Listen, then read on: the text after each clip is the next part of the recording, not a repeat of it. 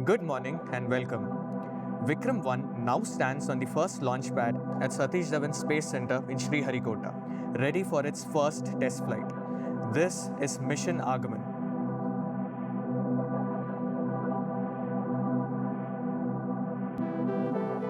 Hi all, I'm Saravanan. I work in the liquid propulsion team here at Skyroot, which is on a mission to open space for all.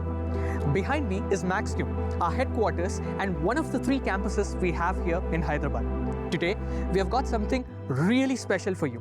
Let's head inside. I'm joined by Kirti, who works in avionics and who's been building this vehicle for quite a few years. Good morning. Every day for the past few years, Vikram-1 has been something that we were still building. Today, it's on the pad. That's a different kind of day. Well, this is Skyroot's second mission after Vikram-S in November 2022. The first rocket successfully launched by a private Indian company from the Indian soil. And now, Vikram-1 is our first attempt to reach orbit. Before we join the live launch broadcast from Sriharikota, we would like to share the journey that brought us here. The co-founders who imagined it, the team who has built it, the people across India's space ecosystem who believed it was possible. Let's go back to where it all started. Hello, I'm Bharat. I'm one of the co-founders of Skyroot Aerospace. Hi, I'm Pawan. I'm co-founder and CEO of Skyroot Aerospace. Both Pawan and I joined ISRO in their biggest center, which is their Rocket Development Center, where we got to work hands-on on their largest rocket India has ever built, LVM-3 Mark III. At ISRO, we not only got hands-on experience working on complex rocket technology, but we also got the front row seat of the entire space industry. And at that time, SpaceX has proved that space is not only for the governments, private enterprise can come, build new technology, solve problems differently, and build a very scalable, large enterprise. And that inspired us to think, why can't we build a globally competitive space company right out of India? Because India has a heritage of 6 decades in space technology. We have our own rocket technology, one among 7 countries who have that capability. We have a great geography for launching. We are very close to the equator, and we have wonderful infrastructure, launch pads, a great supplier and vendor ecosystem in the country. So we felt it's a wonderful opportunity to actually have our own pie in the global space market by building a competitive, scalable space company from India. Then we quit our jobs and started Skyroot with one mission to open space for all. Our rockets use cutting-edge technology manufactured at scale. One of the first biggest technology which we used is building the entire rocket with carbon composites, and carbon fiber is 5 times lighter than steel, making the rocket very efficient.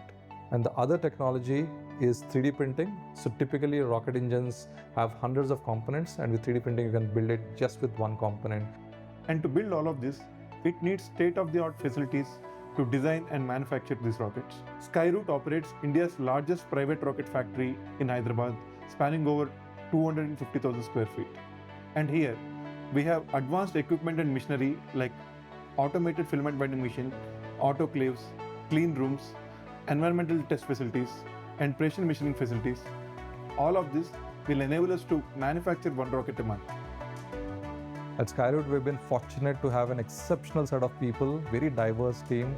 We have people, very youngsters, passing from the top-tier colleges in the country to veterans, each of them having 40 years of experience in various fields of building rockets. All our people are driven by the culture of first principle thinking, technical rigor, passion for rocket technology, and fully committed to our mission to open space for all. Every company has a founding story. And what's interesting about Skyroot is how specific the vision was from the very beginning, and how it has directly led to the rocket stack on the pad today. And that vision didn't become a rocket overnight. It took years of building the team, the technology, and eventually Vikram-1 itself. Let's see how this all came together. Suborbital is one thing, but orbit? There's a weight limit, not just on our rocket, but also on our decisions. The constraints were crystal clear. One mission, 0 room for error.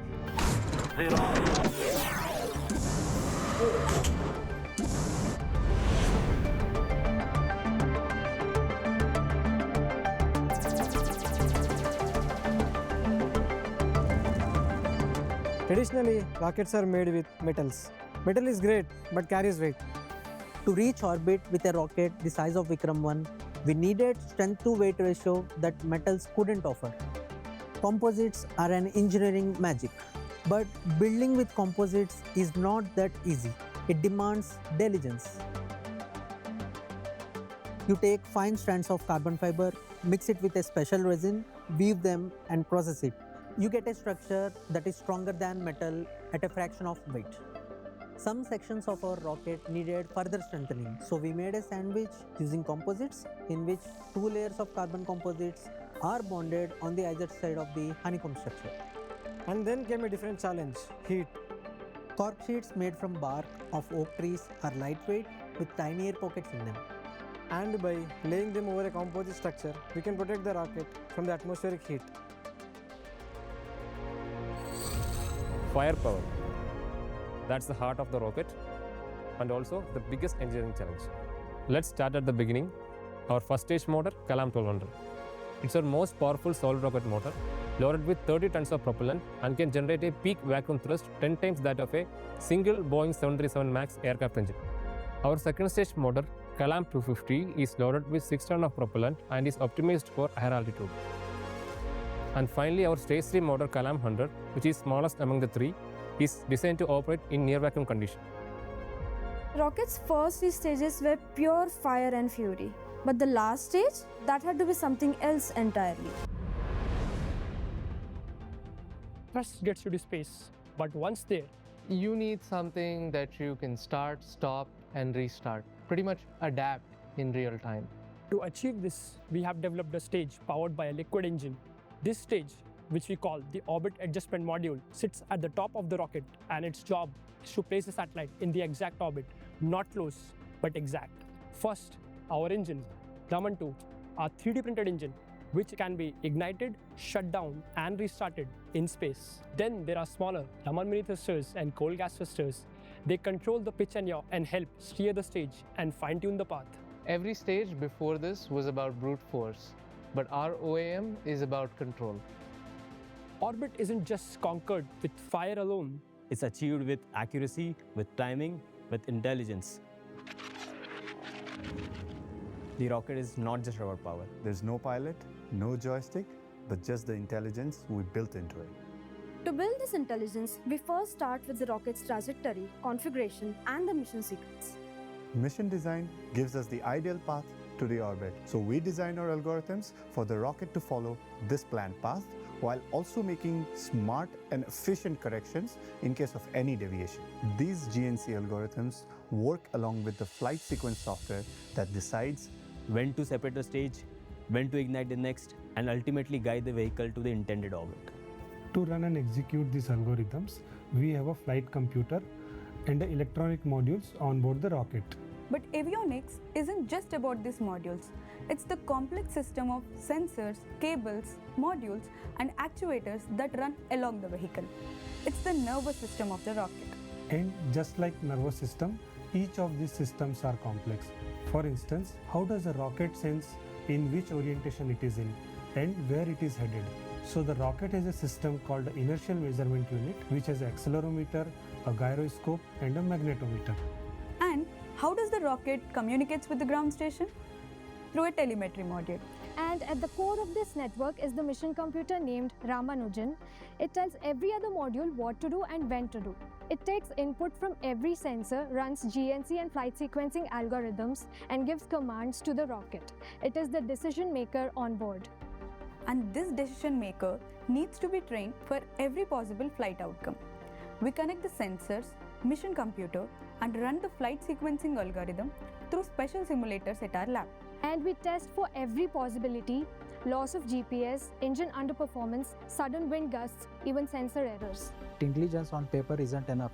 A perfect plan in the calm air means nothing in the storm. Before even we could think of the launch day came the unforgiving chapter to prove that every part can survive the test. Qualification wasn't just one test, it was a campaign. These tests took place over several months, first at component level, then at system level. Take for instance the Kalam 1200 rocket stage. The composite structures were put through multiple stress tests to check whether they can withstand the violence of flight. The nozzle actuation was tested separately to validate the vehicle steering accuracy. The safety system of the motor was validated, and so was the igniter. And only when we were satisfied with the data, we moved to the static fire test. The static fire test was conducted at Sriharikota on 8th of August 2025. The motor fired for 110 seconds with accurate nozzle deflection of 5 degrees, just as it was designed to do. Having previously tested second stage and third stage of a rocket, we had now taken a big step towards the launch. Stage separation is a high drama event, and with added complexity of upper stage nozzle protruding into the spent stage that needs to be pushed out. In May 2025, we put the integrated stages for separation on the test bed at our facility. In just 0.2 seconds, the stage 2 and stage 3 were separated, precisely maintaining that thin margin of few centimeters between the stage 3 nozzle and stage 2. The payload fairing shields the satellite from atmospheric pressure and heat during the ascent. Once the rocket reaches vacuum, those concerns don't exist, so the PLF needs to be ejected out. As the PLF shell sits at the top of the rocket, they need to be separated away from the OAM, while the two shells also needs to be pushed away from each other. There's a lot of physics at play here, and it all had to be validated on the test bed, which is what we exactly did on June 7th. PLF jettisoning success.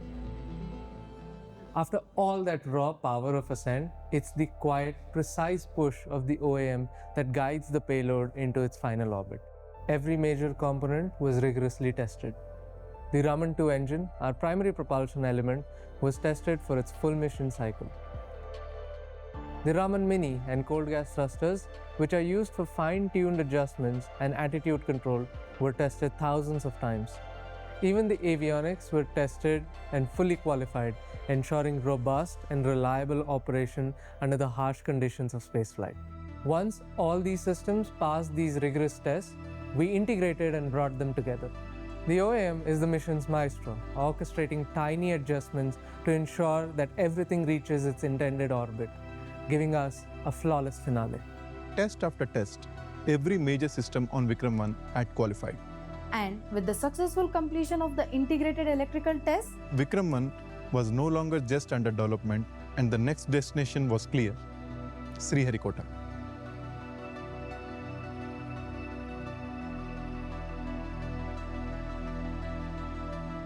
The moment we reach Sriharikota, everything changes. In the past, we have been here for the Vikram-S mission. Now, after 4 years, we are back again. This is the first time a launch pad at Satish Dhawan Space Centre is hosting a private orbital rocket. The launch campaign activities have begun, and with that, the timelines have also become super real. Because now we are not preparing for a test, we are preparing for a mission, Mission Aagaman.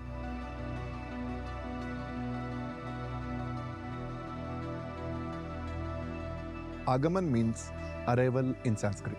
Embodying the arrival of Vikram-1, a new Indian rocket in the global space market. And the arrival of a new chapter of Skyroot. Mission Aagaman is about Skyroot, yes, but it's something even more. It's a moment that gives flight to the ambitions of the Indian space tech industry. Mission Aagaman carries multiple test payloads, each one demonstrating critical technologies useful for the global space sector. Grahaa Space is working towards developing an advanced constellation of Earth observation nanosatellites to stream near real-time geospatial video data. At Cosmos of Space, we are building solutions for the space debris problem. D-Cube, a German company, is putting up a payload for testing their separation and deployment mechanisms. We are building a dual spacecraft system, including a robotic spacecraft that goes to space, pick a dead satellite in space and pull it down. That is being demonstrated in this mission. And these learnings are going to be used to build our future nanosatellites, which is going to be useful for the Earth observation applications. Apart from these technical payloads, we have a miniature artwork paying homage to the giants of Indian science and technology field, such as C.V. Raman, Dr. Vikram Sarabhai, and Dr. APJ Abdul Kalam. And here's is an artistic tribute from Earth to the cosmos, crafted by Cosmos Diamonds. Together, these payloads represent different ideas, different technologies, and different missions, all sharing the same right to space. Staying true to our ethos of opening space for all, our test flight has payloads both from India and international customers. After all, our Vikram-1 rocket is a vehicle to advance all of our collective goals. In less than a year of incorporating the company, we are standing here in the Spaceport of India, integrating our hardware onto the launch vehicle. By opening up the test flight to the startups, Skyroot is enabling the startup ecosystem as a whole. Because building a satellite or an in-orbit platform is not just about perfecting that product, but also going through the rigors of flight qualification. From the outside, a rocket's flight is very brief, just a few minutes from liftoff to the mission completion. But a lot more goes into a mission. This is our second mission and our first test to orbit. The scale of Vikram-1 is much different than that of Vikram-S. Being part of the first private attempt to reaching orbit is certainly exciting. The current pre-launch activities that are happening here already beat the record of the launch campaign for Vikram-S. We have just integrated the 3-stage solid motors along with the flex nozzle system. The next step is stacking them vertically at the launch pad. Our goal at Skyroot is to build multiple Vikram-1 rockets and launch at a regular cadence. These test flights will provide us the engineering and operational learnings that we can't get on the ground. Because a rocket's true and final test is the flight. And every flight teaches us what simulation cannot. Mission Aagaman isn't a destination, it's a beginning.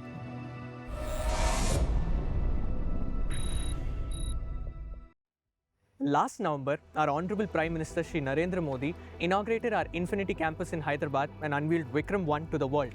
8 months later, it's already on the pad. A company that started with 2 co-founders and an idea is now India's first space technology business to be valued at over $1 billion. Today is significant for reasons that go beyond what it means for Skyroot. For the first time, the first launch pad at Satish Dhawan Space Centre is hosting a private orbital rocket. That's a first for the pad and a milestone for India's private space sector. The people who helped make that shift possible inside India's space ecosystem, in policy, in industry, have been part of this journey too. Here's what some of them have to say.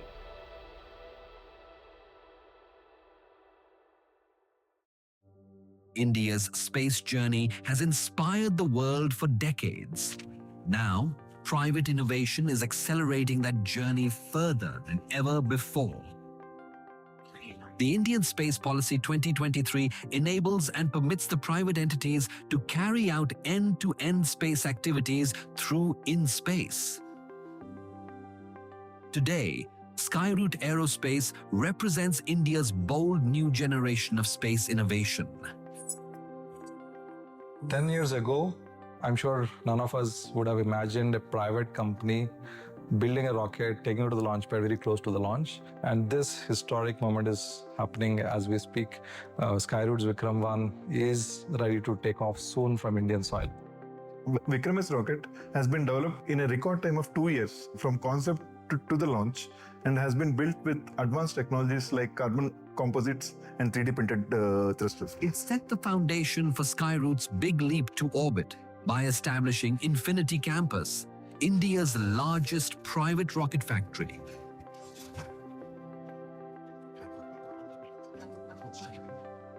During the inauguration, Prime Minister Modi also revealed to the world a flight-ready Vikram-1, India's first private orbital rocket. आज भारत के space ecosystem में private sector बड़ी उड़ान भर रहा है। Skyroot का infinity campus Bharat की नई सोच, इनोवेशन और सबसे बड़ी बात यूथ पावर का प्रतिबिंब है। आज पूरा देश देख रहा है, देश आप पर गौरव कर रहा है, गर्व कर रहा है। Just like our smartphones are getting smaller, even satellites are getting smaller. And 90% of satellites which are set to launch in the next decade are all small satellites. And that needs rockets like Vikram-1, which can put small satellites to orbit. And Vikram-1 is more like an Uber to go to space. Space reforms announced by Government of India just a few years ago were a big game changer for the space sector in India. It gave wings to companies like Skyroot. For the first time, innovative and ambitious companies in the space sector in India could dream big. The government also set up institutions to help Skyroots and other companies to fulfill these ambitious dreams. In fact, government itself set up ambitious goal to take the space economy to $44 billion. And one of the very important part of that ambitious goal is to be a global hub for launching small satellites. And that's where Vikram-1 will play a very important role. Standing 7 stories tall, Vikram-1 is capable of launching satellites of up to 350 kilograms to low Earth orbit. Vikram-1, India will have a private rocket that can carry satellites to orbit, and our upcoming launch is our first step towards making a world-class launch solution available from India. Today, the Hyderabad-based Skyroot company is targeting the first orbital flight using the Vikram-1 launcher. Towards this activity, ISRO has supported and carried out a lot of activity. This vehicle is a 4-stage vehicle with 3 solid propulsion stages and the upper liquid stage. And the first stage solid motor propellant casting was done in ISRO facilities. Also, the successful static test was carried out with the support of ISRO. The second stage and upper stage engine tests were carried out in the ISRO facilities.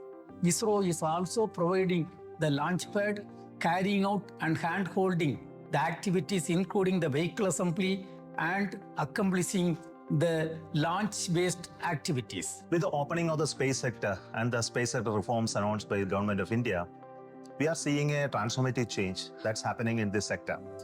With the private space agencies, entrepreneurs, startups coming to fill the space in the domain of rocket building, spacecraft building, and applications. This is really going to change this sector in India with its frugal engineering, cost-effective manufacturing capability that are already existing. And this specific area is being pioneered by companies like Skyroot. They have taken a huge responsibility of building rockets that can launch satellites into orbit. They are the pioneers. Just as its rockets, the company too has skyrocketed. Today, Skyroot is valued at over $1 billion, making it India's first space tech unicorn. Indian Space Research Organization cannot do everything under one roof, especially when the frequency of launches have to increase. And therefore, invariably, the private sector gets invited. In fact, I would say somebody like Skyroot is becoming really they're finding the foundation. They're making the foundation for the build-up of an ecosystem which will be required to sustain the frequency. And ultimately what's going to happen is that pure science and exploration will perhaps be the job of the government, while the logistics and the building up and the support which is required for these particular missions can come from the private sector. So I'm very happy that work has started. And as far as private companies, Skyroot, of course, is going to be the pioneer. Vikram-1 is going to be launched shortly. And they will be setting up that benchmark. And it's very heartening to see that they're opening their account with a launch of Vikram-1. Skyroot is India's leading private launch provider, and Vikram-1 is fueling a new chapter for space exploration. Now, Skyroot is truly expanding the scope of India's space program. Of course, they're a trailblazer as a launch provider in the Asia region, in the global south, but they're also inspiring the next generation of engineers and explorers who now dream of contributing to a team like Skyroot, or even founding the next startup of India thanks to Skyroot's leadership. With Vikram-1, not only will we be able to launch small satellites at very affordable prices, but also create an ecosystem around it that will help to manufacture and design the satellites, the small satellites, and also to get into after-launch activities like data reception and applications. So I'm really excited to see what Vikram-1 will do for our space economy. The potential of this sector is in bringing businesses to this country. For example, what is happening in the world, especially in the US, the increasing number of the launches increase in number of the spacecrafts to orbit, especially constellation launches, really gives possibility for low-cost operation of these rockets in numbers. With sufficient number of satellites being built in this country for satisfying the launch service market, I think this is a great opportunity presented in front of us. I'm sure this sector will scale with the building of small satellites in large numbers in this country to serve the sectors like communication constellation, Earth observation constellation, as well as PNT services constellations, including IoT and others. To meet all those launch demands, I think we need to have more rockets in the market. I'm very sure that Skyroot is going to fill that space in a substantial manner because of their frugal engineering, low-cost approach, and very high reliable builder character. I think this is really going to change the sector in a big way. The collaboration between Axiom Space and Skyroot was founded in this shared vision of opening access to space for more nations around the world.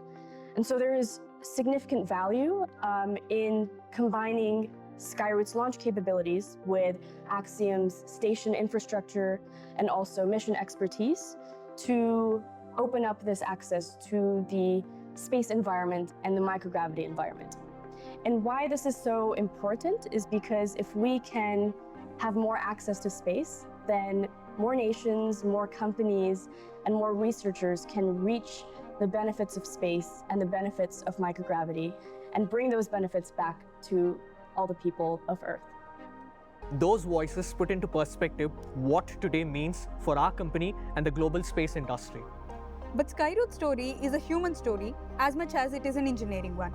And one of our colleagues spent some time talking to people from different teams, different roles, and different experiences. Over to you, Trunika.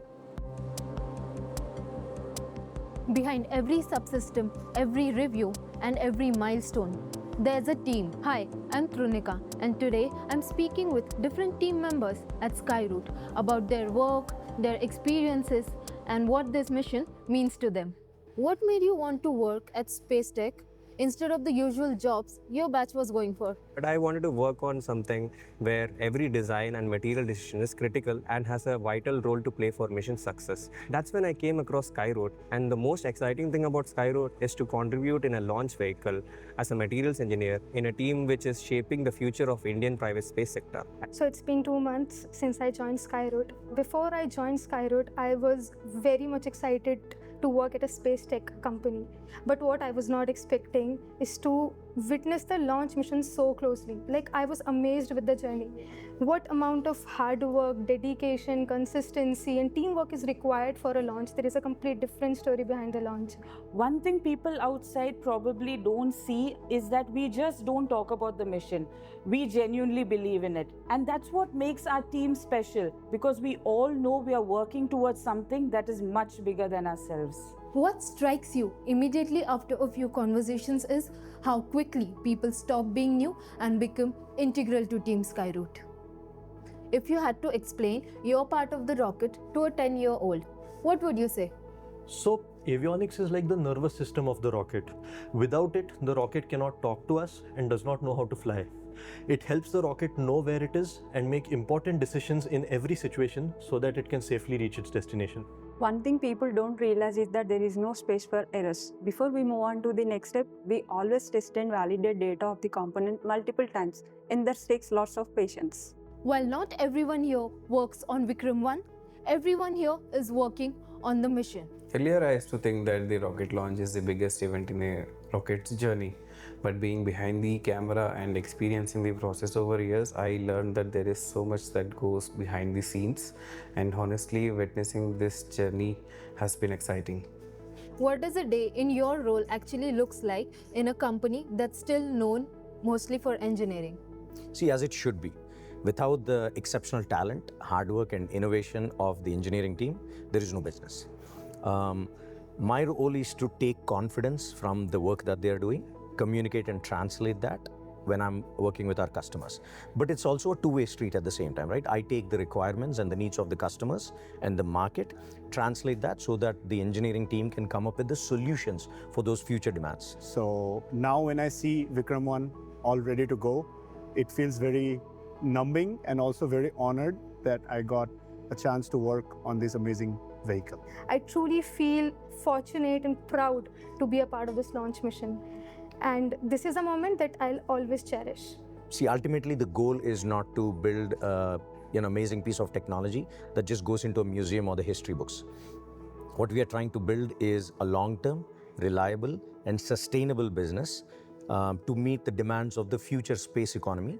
And for that, I think Skyroot, the business team, and our customers are going to start with the low Earth orbit, but we are ready to reach the stars. Every conversation I've had today has been different, but there are a few people who have had a front row seat to this entire journey. Now let's hear from them. It has been a great journey. I saw engineers run through lakhs of simulations and hundreds of designs and configurations to make an optimal vehicle design. Seeing so many passionate people joining us to build something incredible, not only for us, but for the nation. Interacting with them day in, day out, grooming their talent, nurturing their growth, makes this more than a job. You know, the story really isn't about the rocket.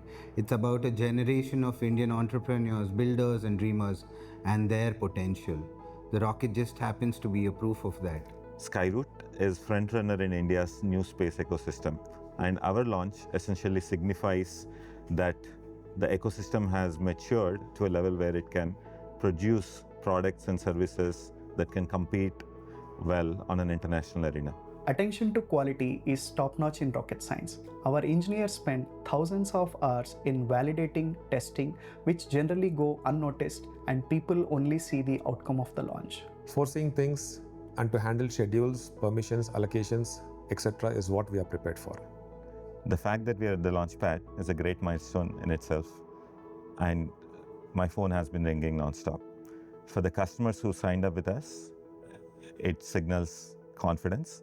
And for the prospectives, they're experiencing this mission with us, and I'm excited about the conversations that happen tomorrow. Whether they have been here for years or just have started, one thing has been common in every conversation I have had. Everyone's hoping for the very best for this mission. I'm really hoping that everybody who worked on this watched their dream lift off to success. I'd love to see today's data confirm everything we've spent years designing, testing and validating. Here's hoping and wishing that today marks beginning of many successful launches and great partnerships with our customers across the globe. I wish our mission is successful and all our hard work pays off. My wish is simple.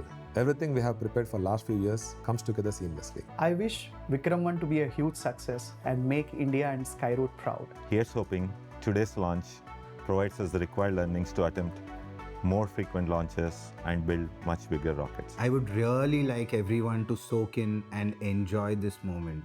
I hope everyone feels proud today. I hope everyone sees a little bit of themselves in today's launch. Hey guys, it was all worth it.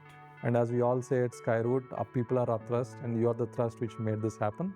Let's all work together and create all the out-of-the-world milestones going forward. Today also features a few guests whom we've invited to witness this launch with us. So let's hear from them.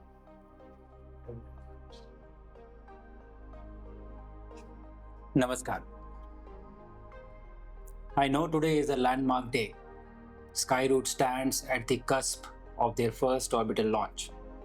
Not just Skyroot, India stands at the cusp of their first orbital rocket launch from the private sector.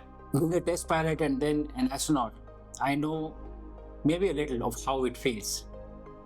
How does it feel when you are trying to validate your years of dedication, preparation, and hard work? I know a lot of you would be anxious. A lot of you would be excited. But I would urge you to choose excitement. To me, I feel that this is a defining moment for India's private space ecosystem. A rocket launch to orbit is just a symbol of the rising aspirations of India as a nation in the space sector. And I wish the team the very best.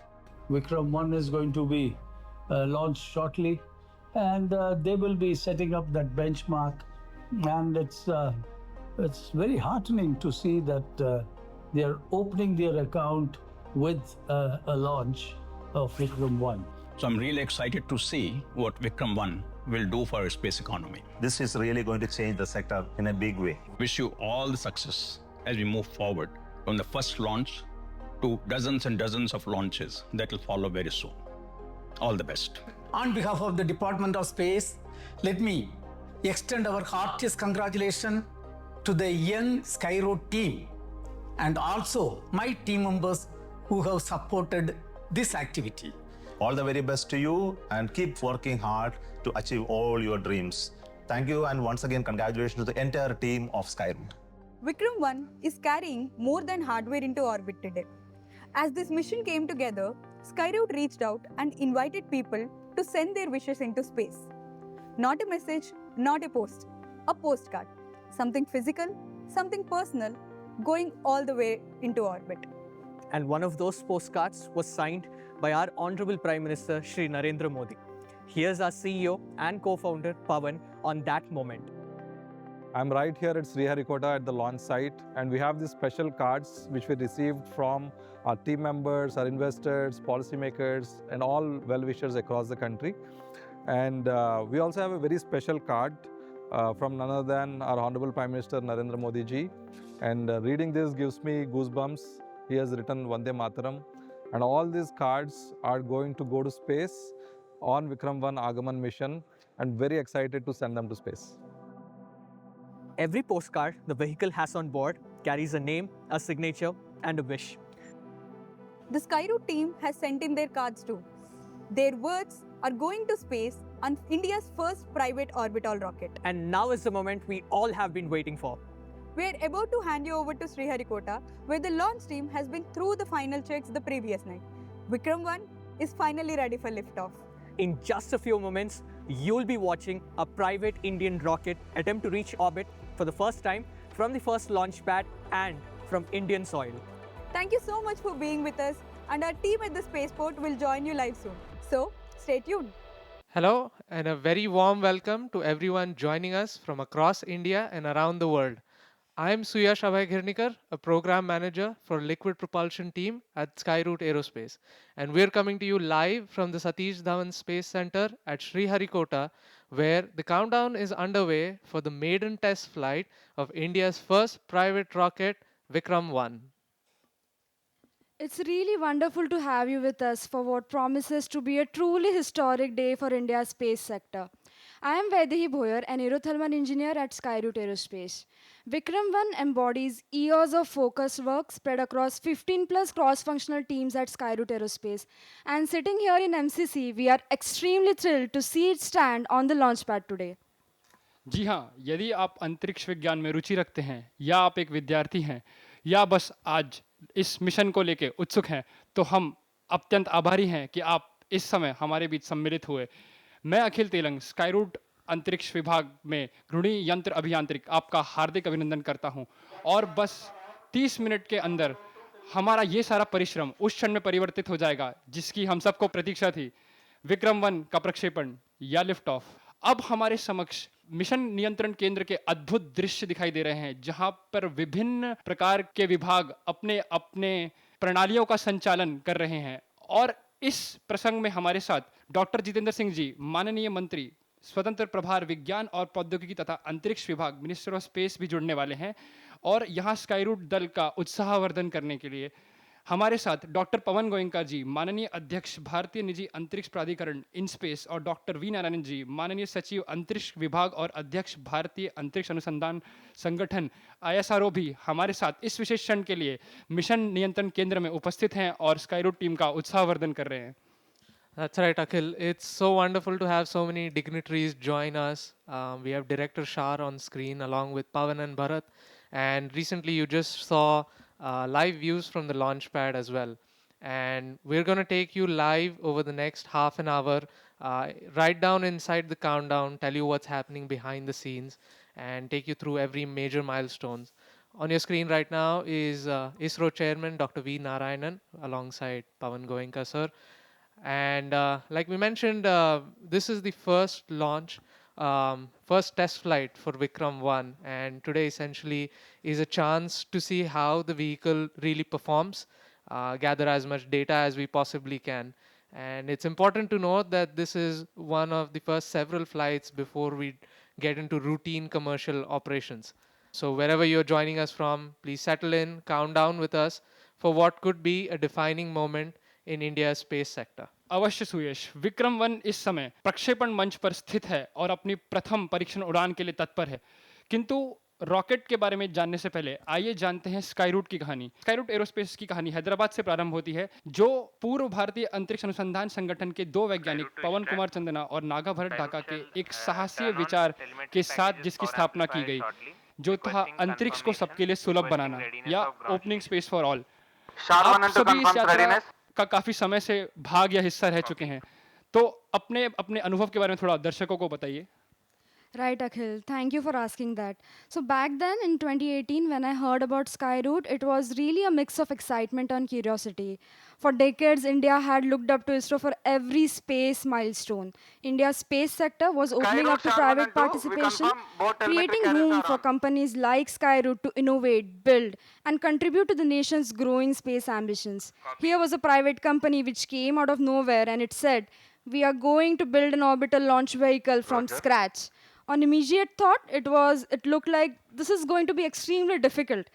But if anyone succeeds, it could actually redefine India's entire space ecosystem. It felt bold, it was quite ambitious, and the timing felt quite right. Suyash, what did you make of it? Yeah, Vedi, it was pretty mind-blowing to say the very least. When we first heard about this, it was extremely exciting. One question that we asked ourselves is, we have such a grand vision, but what do we need to do on ground before we can aim for stars? So one thing we realized very early on is every critical piece of technology that we need to fly, we need to test in-house, we need to build in-house. And I got the chance to help build a lot of these technologies.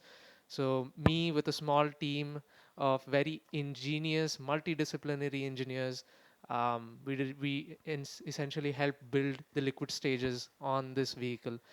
And working from the ground up, designing and testing the upper stage, the RCS module, sort of taking it from cradle to grave was a once in a lifetime opportunity that we knew that we had to capitalize on. And like where they said, the timing was everything, because the entire space sector was about to take off.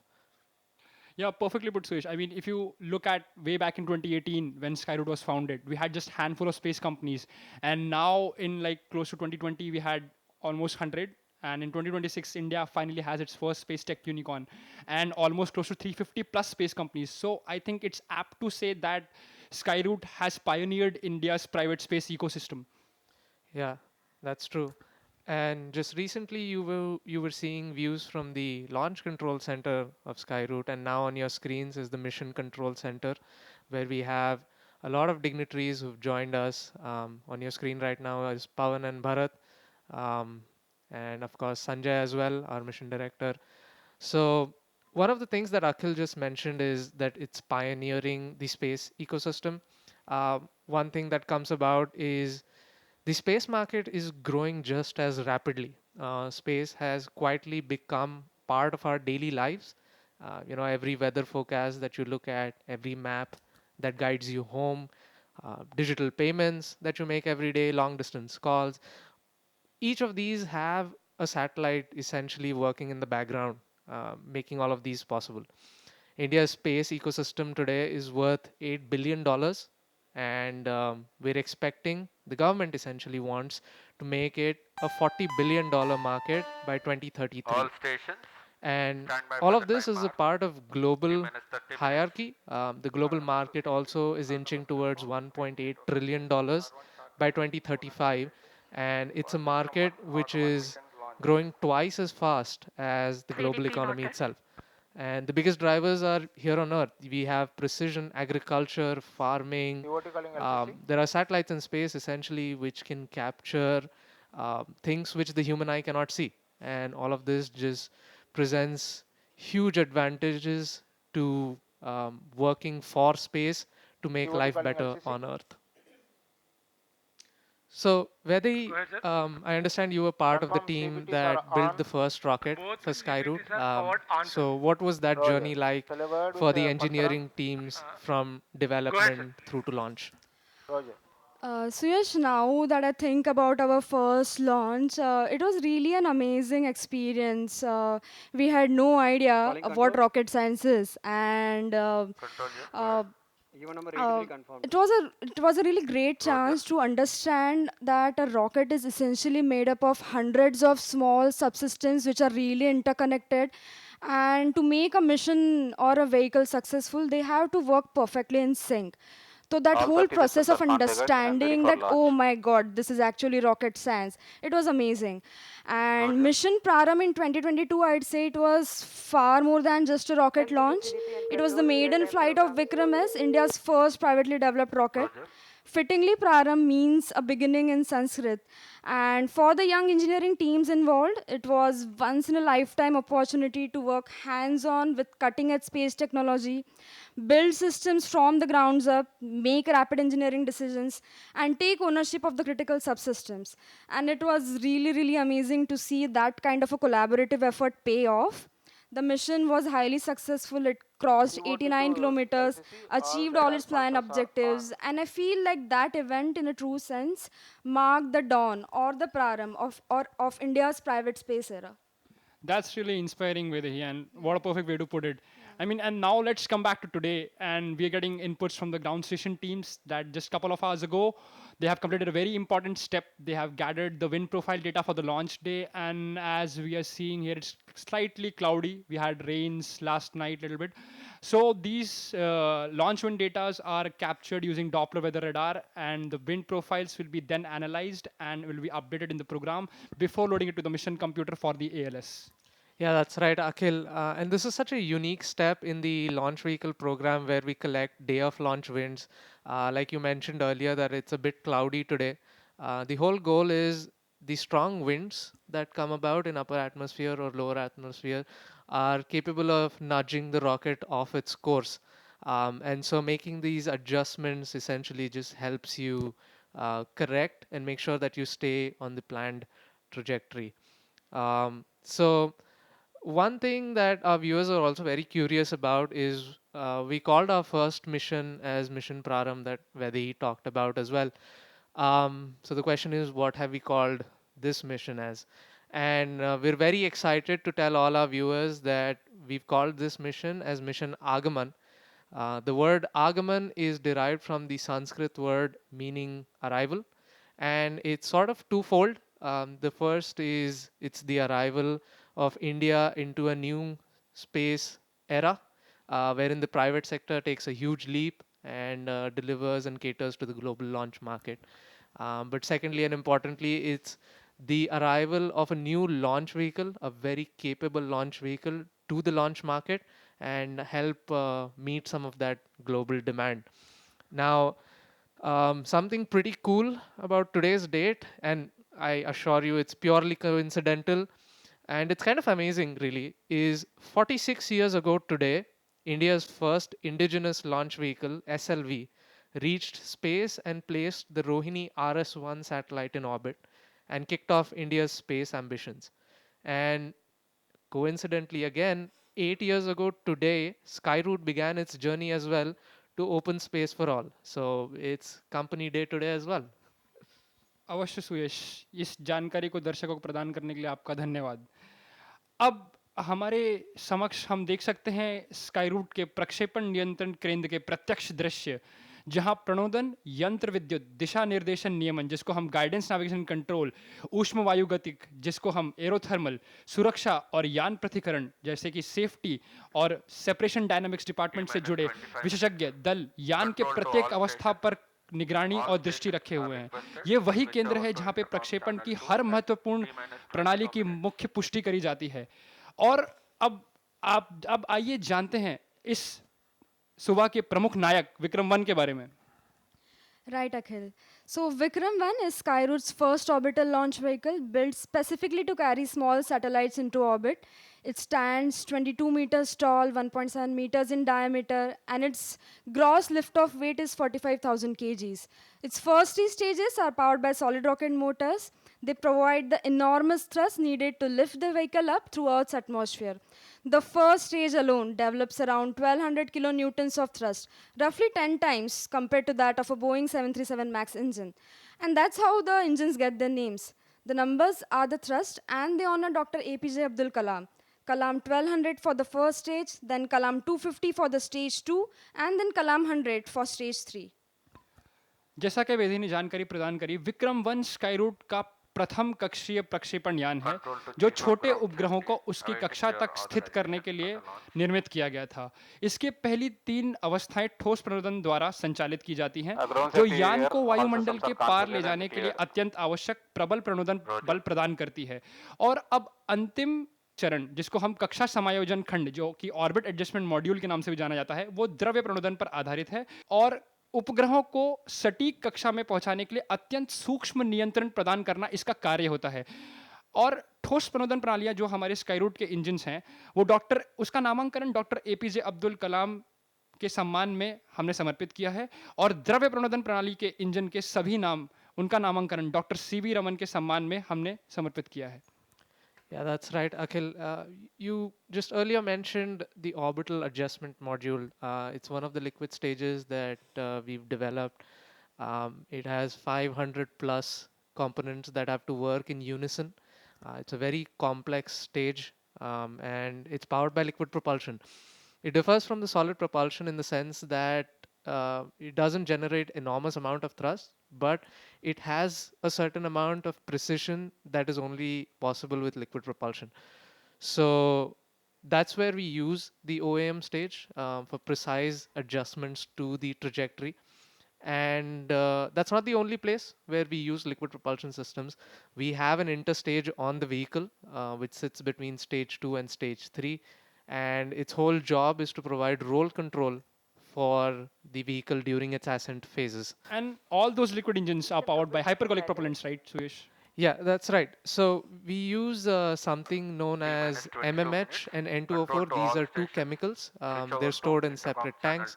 And the way they work is when you bring them in close proximity to each other, they spontaneously combust. Of course, you need a certain threshold concentration. The whole advantage is then you don't need an ignition system. So you've deleted a failure point, a potential failure point out of the system. So it's kind of unique and useful as well. That's really interesting to hear, Suresh. And coming back to steering of a rocket engine, for the information of all of our viewers, so this is a rocket model that I'm holding in my hand. So if you suspend it in the air or space, we can say, it has unconstrained 6 degrees of freedom, out of which like 3 are straight line motion, or let us say translational, in which it can move forward, backward, upward, downward, and sideways. And 3 degree of rotation are rotational, which we call as pitch, yaw, and roll. So these are the 3, or let us say, mechanisms that are like, we can say, help in steering the rocket engine and the entire vehicle in the sense. That's right, Akhil. And I believe different parts of the vehicle handle different pieces of that. So on the way up, the solid rocket motors steer in pitch and yaw by swiveling their nozzles. Roll, which is the spin around the rocket's own axis, is handled separately by a small dedicated liquid system during the climb. We have a set of 4 thrusters which fire in pairs to control the roll of the vehicle. And once in space, OM does its own pointing with the help of small thrusters, which Suyash will tell us about. Yeah, so on the OAM stage, on the periphery of the stage, we have what we call as Raman mini thrusters. So they essentially generate 50 newtons worth of thrust, and they help in attitude keeping, which is essentially making sure that the spacecraft points in the right direction. So that covers the pitch and yaw. What do we do about roll, one might ask? So we have like these small cold gas thrusters. They're placed along the periphery of the stage as well, and they fire in pairs. So with that, they're capable of generating a rolling moment to roll the vehicle. Now, this whole architecture that we talked about, it's something that answers purely to the requirements It's powerful where it needs to be and incredibly precise where accuracy matters the most. And this is a philosophy that we've extended beyond propulsion. So all our structures on the rocket are made out of carbon fiber. This is India's first launch vehicle, which is made purely out of carbon fiber. And it's 5 times lighter than steel. We also employ advanced propulsion technologies. All our liquid engines are additively manufactured or 3D printed. And all of this, what it contributes to is it reduces the weight, it improves performance, and also increases manufacturing efficiency.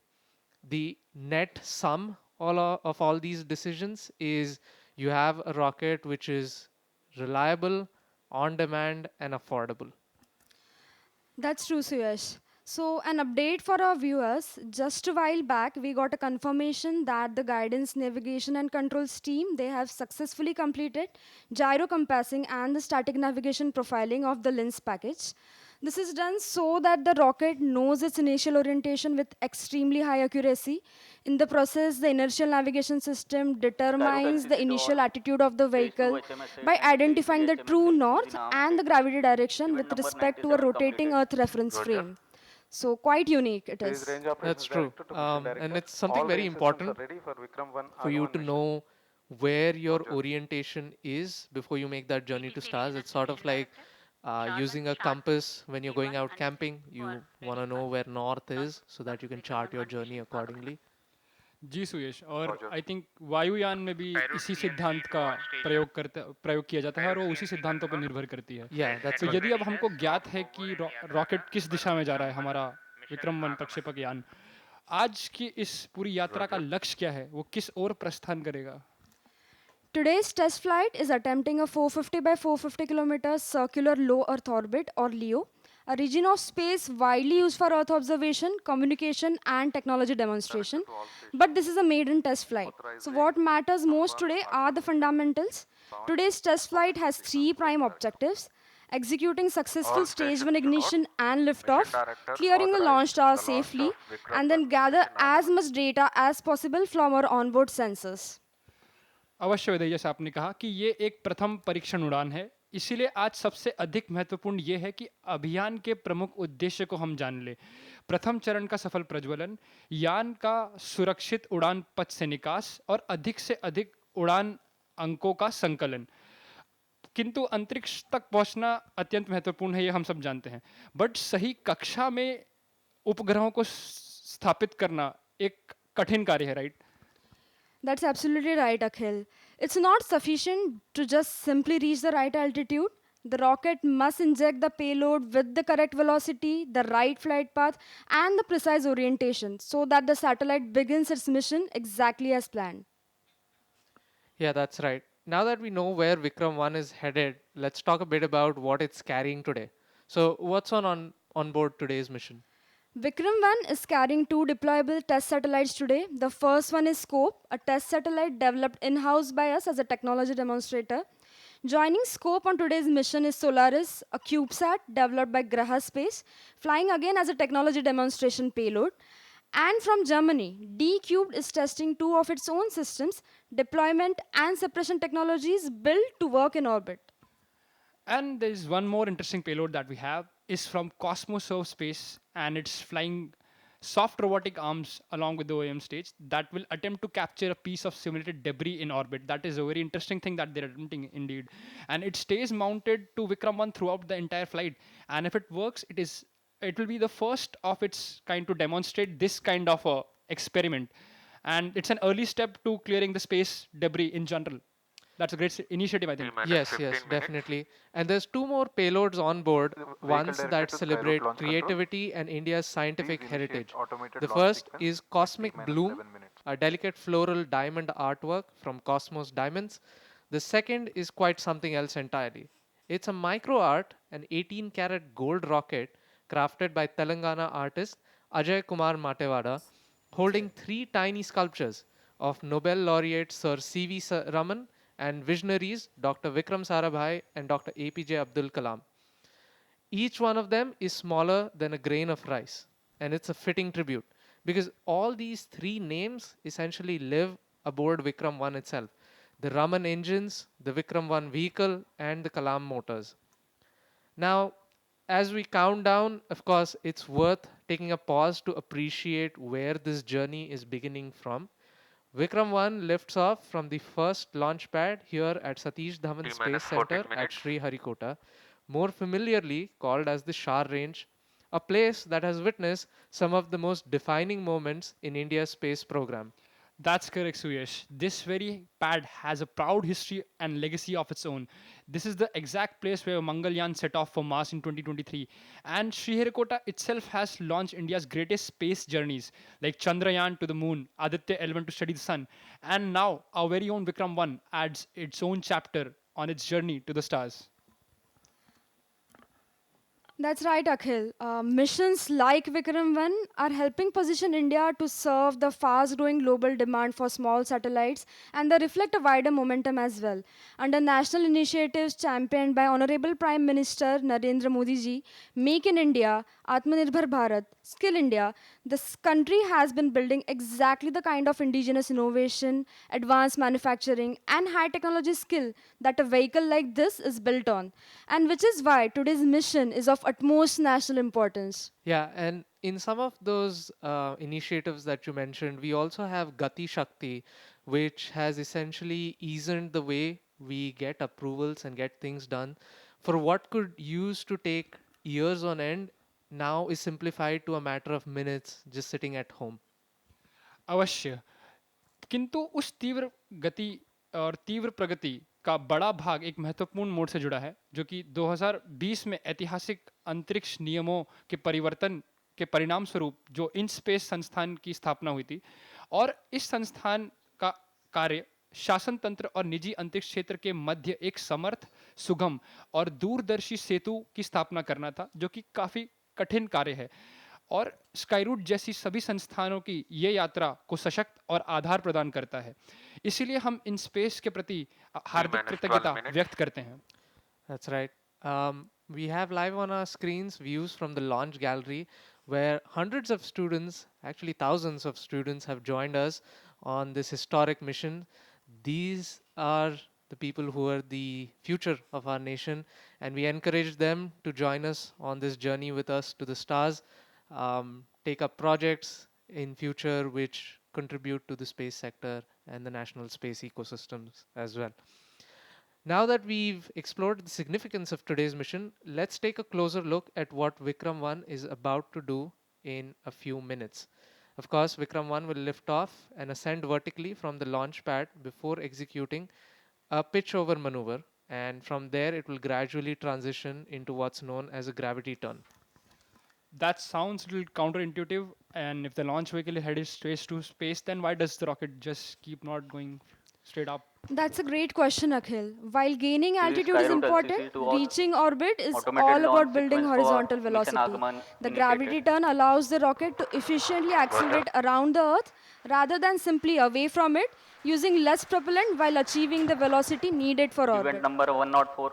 Yeah, and we've just heard callouts from the Mission Control Center that the automatic launch sequence has been activated. It's one of the preliminary starts to the program and a very important point. At this point, the countdown is now fully automated with hundreds of onboard commands executed in precise sequence, leading us to liftoff. And although the process is entirely automated, I believe the mission teams are closely involved, right? They have to ensure that every system is operating at its nominal health conditions. And correct, Vaidhi, if any one of the many critical parameters that we observe in during the entire sequence goes out of its nominal expected bounds, then the rocket smartly aborts the entire sequence and initiates a preloaded set of commands, and that will safeguard the entire vehicle, and then the people stationed at the ground or the engineers can have a closer look, and if the issue can be resolved within the stipulated time, then we'll have the sequence back again and we can go ahead with the launch. Yeah, that's right. This is something very useful to have wherein engineers can resolve faults and understand if there's something that can be quickly fixed, and then we can continue back on ALS. So I think we were just talking about what the rocket does, And once stage one powers the vehicle for nearly 100 seconds, something important comes, which is max Q. Right, you're right, Suyash. As the vehicle continues to pitch over and accelerate, it approaches one of the most demanding phases of ascent. Nearly 25 seconds into the flight after the gravity turn is max Q, the moment of maximum dynamic pressure. This is when the rocket experiences the greatest aerodynamic loads, a true test of its structural strength and engineering precision. Yeah. So now we're at T minus 9 minutes and we're entering another crucial phase of the launch countdown. The launch team is now carrying out a final series of vehicle health checks and making sure that Vikram-1 is fully prepared for flight. Yeah, as we can see on our screens, one of the most key milestones at this stage has been completed. That is the transition from the external ground power to the rocket's onboard batteries. Up till now, the vehicle has relied on its own ground support systems, but from this point forward, every stage must successfully power itself. And engineers are closely watching the battery performance and electrical health to ensure that this transition is very smooth and every system remains entirely stable.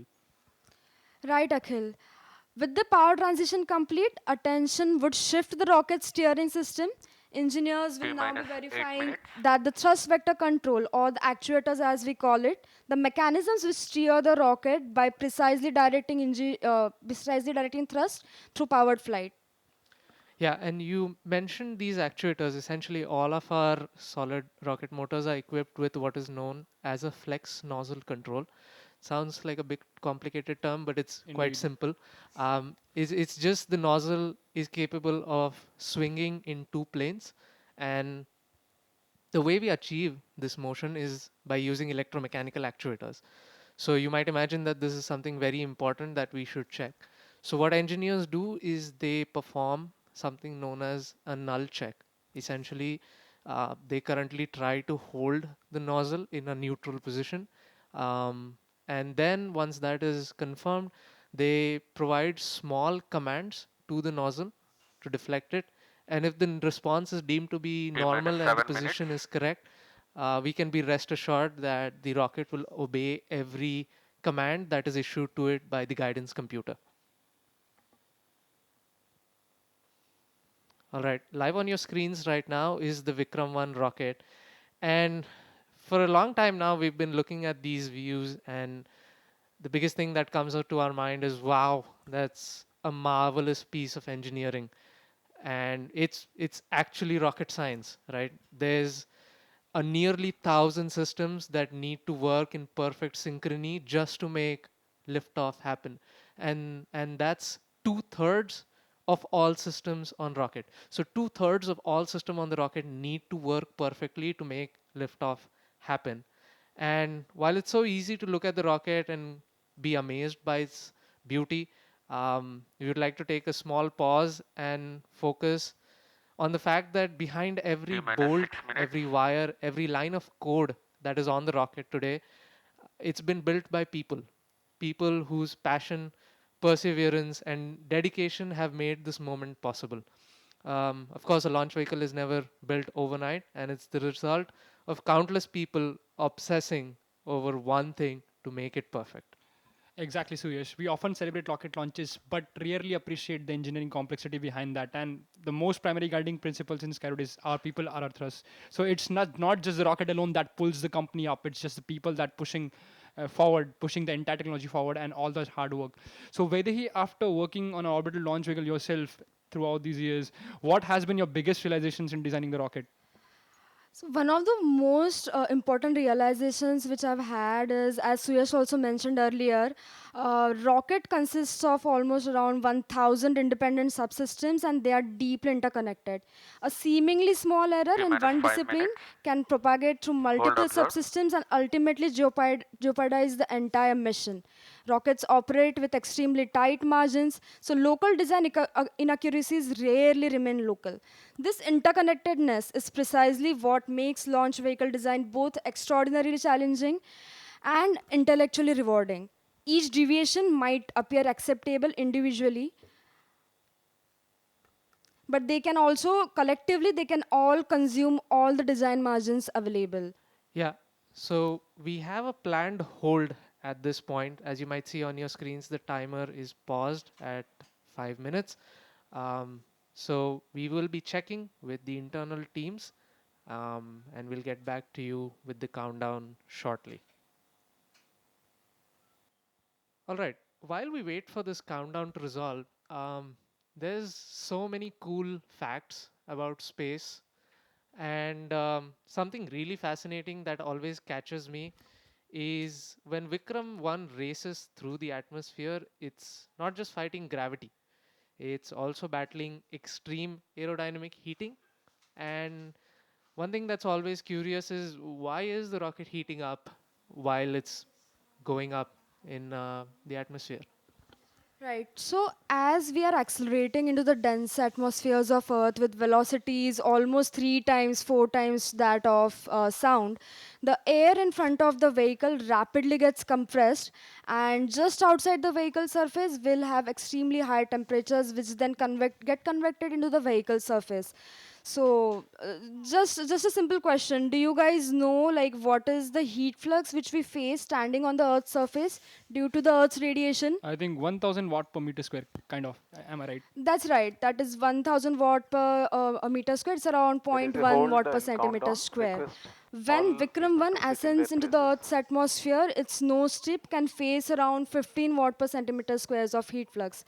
That's pretty large, I mean, as compared to humans. If we, yeah. That's right, that's right. And we really need to design a thermal protection system to keep the structural design under the set constraints. If we don't design any thermal protection system, the vehicle surface might end up going to 1500 degrees Celsius. And Control to all stations. There is a hold observed at T-minus 5 minutes. All stations are requested to be on standby mode. We have received confirmation that this is a planned hold, and we've been advised to stay on standby. We will communicate regular updates to you, so please stay tuned with us. All right, another fun fact while we wait for this hold to resolve is we always take pride in naming our hardwares, and most of them have been in honor of some exceptional minds. So Akhil, why don't you tell us about some of our naming conventions? Yeah, I mean, if you can see in the rocket itself, all our rockets and the launch vehicles are named in the honor of Dr. Vikram Sarabhai, the very father of Indian space program, we call him. And all our solid rocket motors, their names are dedicated to Dr. APJ Abdul Kalam, our very own missile man.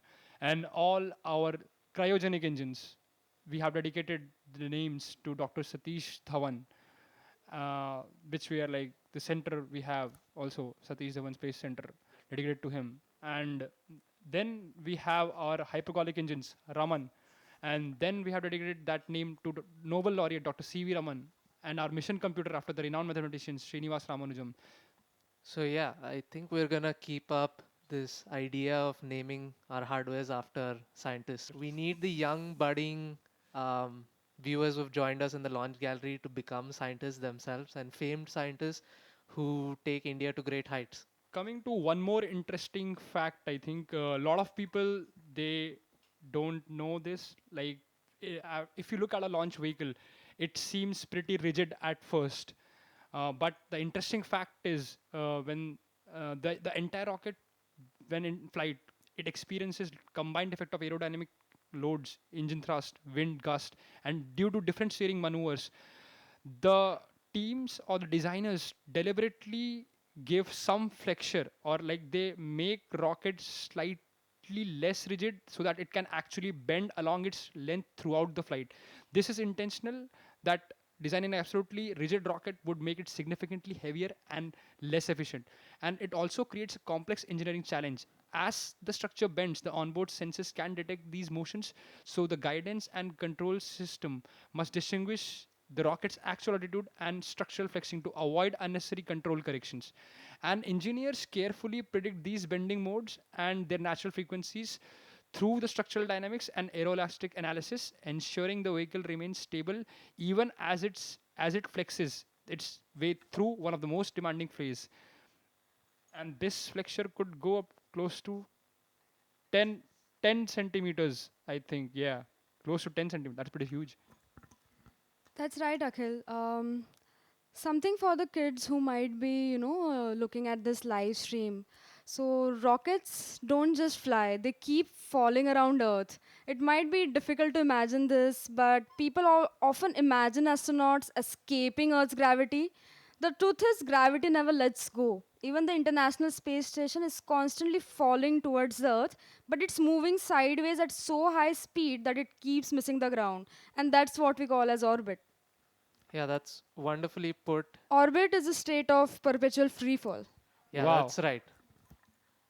And you spoke about how astronauts on the International Space Stations are also constantly falling towards Earth. And with us today in the Mission Control Center is our very own astronaut, Shubhanshu Shukla. And he's been following Skyroot's journey from a very close distance. He's part of our family as well. And he's here to cheer us on. So we thank him for his presence. One more interesting fact for our viewers that rockets get lighter every second. Unlike an airplane, a rocket becomes lighter every second because it continuously burns and throws away propellant. Because in aircrafts we have air breathing engines, so the oxidizer itself is the air that the turbofan sucks in. But when you have a rocket, you cannot have. So when we are dealing with rockets, there is no air, outside air can enter and can be utilized for propulsion. So we have to carry our own bottles of oxidizers and fuel. And once the rocket is ignited and it's on its way through the entire flight, the propellant is expelled. And when the stage gets burned out, it's also thrown away or jettisoned. So that is why rocket keeps accelerating, because there is less and less mass to push. That's right, Akhil. A rocket may weigh hundreds of tons on the launch pad. Consider our Vikram-1, it weighs around 45,000 kgs on the launch pad, but nearly 90% of that weight is just propellant. The views on your screen are from the launch gallery at Sriharikota, and we have thousands of students who've joined us from all over the nation, and they're eagerly waiting the launch of India's first privately built orbital launch vehicle, Vikram-1. And of course, like I mentioned earlier, it's a test flight, and we'll be doing a few of these before we move into routine commercial operations. We are in a state of hold for now. For the viewers who've just joined us, we have successfully initiated the automatic launch sequence at T-minus 11 minutes, and a lot of the key events that went into this have been executed. We have a hold right now at T-minus 5 minutes, and just to recap, we've had the switch over to internal power, wherein the vehicle is now powering itself. All of the null checks on our actuators have been completed. So essentially, the vehicle's steering systems are in great health. And we're at a planned hold. One quick look at the rocket as well, standing on the launch pad. All right, we're getting updates from the mission control teams. The hold that you observe on your screens was due to a hold raised by the navigation team. Vehicle directed to launch control. Please do the needful pre-exercises to reinitiate ALS and confirm your readiness. And we've gotten confirmation that we will be starting ALS shortly, so please stay tuned. We had a planned hold, and we've just heard from the mission teams below that we are ready to restart the automatic launch sequence shortly. And just to recap once again, Vikram-1 is on the launch pad. It's ready and eagerly awaiting its first test flight. We've had the initiation of the automatic launch sequence, and through that we've completed the internal power switchover, which means the vehicle is now powering itself using its own batteries. We've also had the null checks been completed, and we're now waiting for the next window to come about for the ALS to restart. So now that we know that the ALS is on hold and soon we'll be back with a new time and the restart of ALS, let's talk about the entire journey of Vikram-1, the mission sequence. Now we know that first 100 seconds of the flight, the stage 1 will power the rocket to the denser layers of the atmosphere, and exactly at an altitude of 53 kilometers at 103 seconds, the stage 1 burnout will happen and the stage separation will initiate. And after that, the stage 2 will ignite and it will power the rocket through the thinner layers of the atmosphere while keeping the same level of acceleration. That is the point. And later on in the stage 2, during the stage 2 burn duration, later half, you have the payload fairing and it separates, and this is the first time when the payload or the satellite is exposed to the atmosphere or to the space, the higher layers of atmosphere, which is exactly nearly close to space. Yeah. Having protected the satellite throughout the ascent, that the fairing's job is done.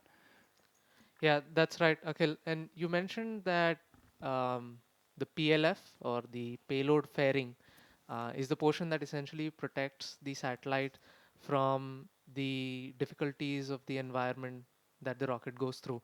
The question then becomes, how do we separate all our stages, right? So we use something which is very unique and we're very proud of that.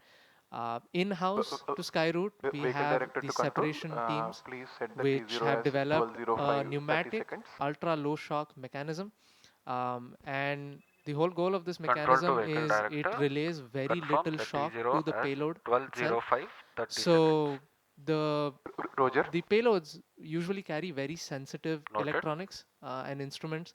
So if you have Control a shock calling event timing. come about, it may Timing, damage yeah, please some go of the ahead. sensitive instruments. Timing, you can So that's set why the we revised specifically T0 to made it a point to develop 12:05, this 30 hours pneumatic IST. ultra low shock separation mechanism. Like for the knowledge of our viewers, I would also like to reiterate most can typical set and rockets, they hold the use countdown time. pyrocords, which use Timing, explosive Roger. charge to shear out the bolts and separate or jettison the entire stage, which could be catastrophic for some sensitive payloads. That is Yeah. very costly and could be like you might Timing, lose calling some data control. from the satellite and Yeah. affect its workability. Even after the payload fairing has The vehicle separated, director to launch the job control. isn't done yet, right? The climb is Please release still external going hold. on.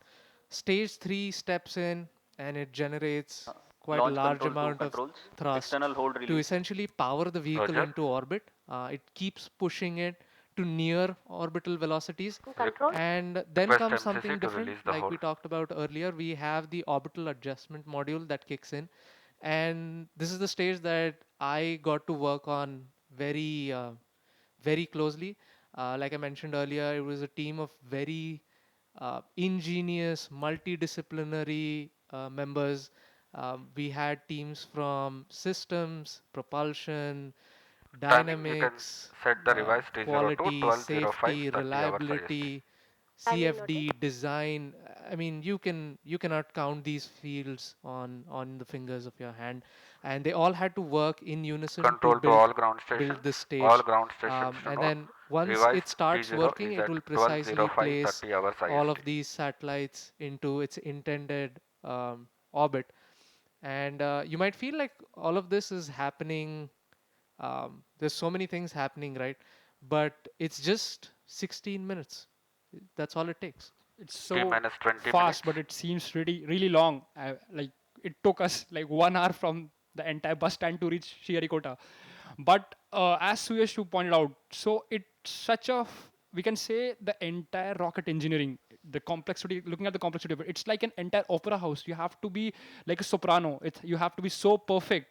Every system, every individual, and every component should be in tune to engage all the systems at the right moment so that we can have even a small ignition.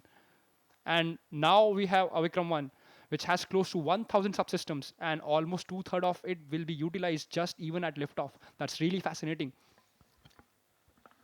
So we've gotten confirmation, and you might see it on your screen shortly as well.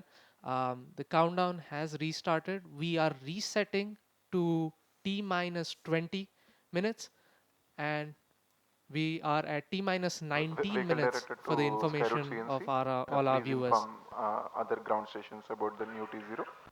Please confirm on Control that. timing in external Skyroot hold mode. CNC copied, new PGM files shared. Roger. Timing to control timing in external hold mode. Roger.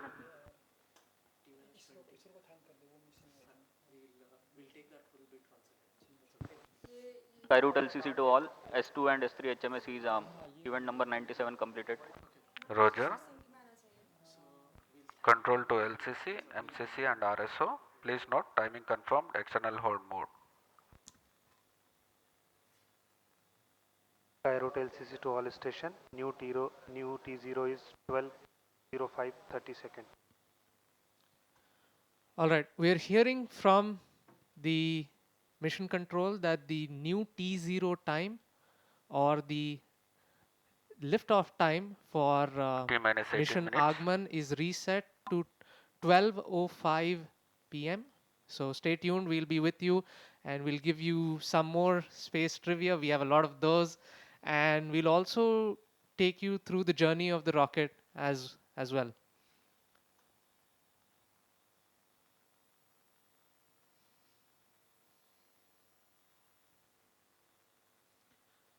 You know, many of the times one of the question that comes is why space? You know, it's so hard. Getting to space is hard enough. Getting to space on the first try is even All harder. stations to note. So if Mission it's so Director hard, authorized the launch why do of it at all? Vikram-1 Mission Aagaman. What does it hold of such huge importance that we want to strive for making to the stars? I mean, if you think about it, all the activities that happen on Earth, they are connected in some or the other way to space. Space has quietly become a part of our daily life. Every weather forecast, every map that guides us home, every digital payment and long distance call leans on us. It all leans on a satellite somewhere overhead. And I mean, it's like the human curiosity that takes you really farther. And like humans, we actually like complex things, and we just it's not just enough to stay on one planet. And so that's why the man decided to take a decision to set off to some higher horizons. And it is still, after 80-90 years, the complexity still remains so high in space travel. Yeah, and one question that comes about is how do you make all of that happen? The new launch IST So, is 12:05:30 seconds. right, we've just gotten call out and confirmation that the new T0 is 12:05 p.m. Just as a reiteration to all our viewers. So we were talking about what it takes to make all of these happen, and of course we would like to thank ISRO for all their support, from opening the doors to the Satish Dhawan Space Centre, the historic first launch pad, issuing us guidance and helping us with all the nitty-gritty details. They've worked with us day and night on this.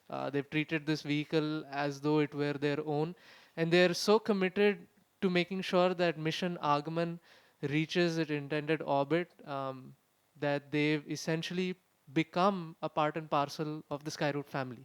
They treated the vehicle as their own, as you correctly said, Suyash. Like, they have been involved with us throughout the entire campaign, Vehicle directed to helped Skyroot Launch us, Control. and along You with can ISRO, we would reinitiate also like a to automated launch take a sequence at pause to T-minus thank 11 minutes. InSpace, and they have acted as a bridge between the government organization, facilitating all the review meetings, everything, and allowing us access to SHAR, all the policies, all the reforms.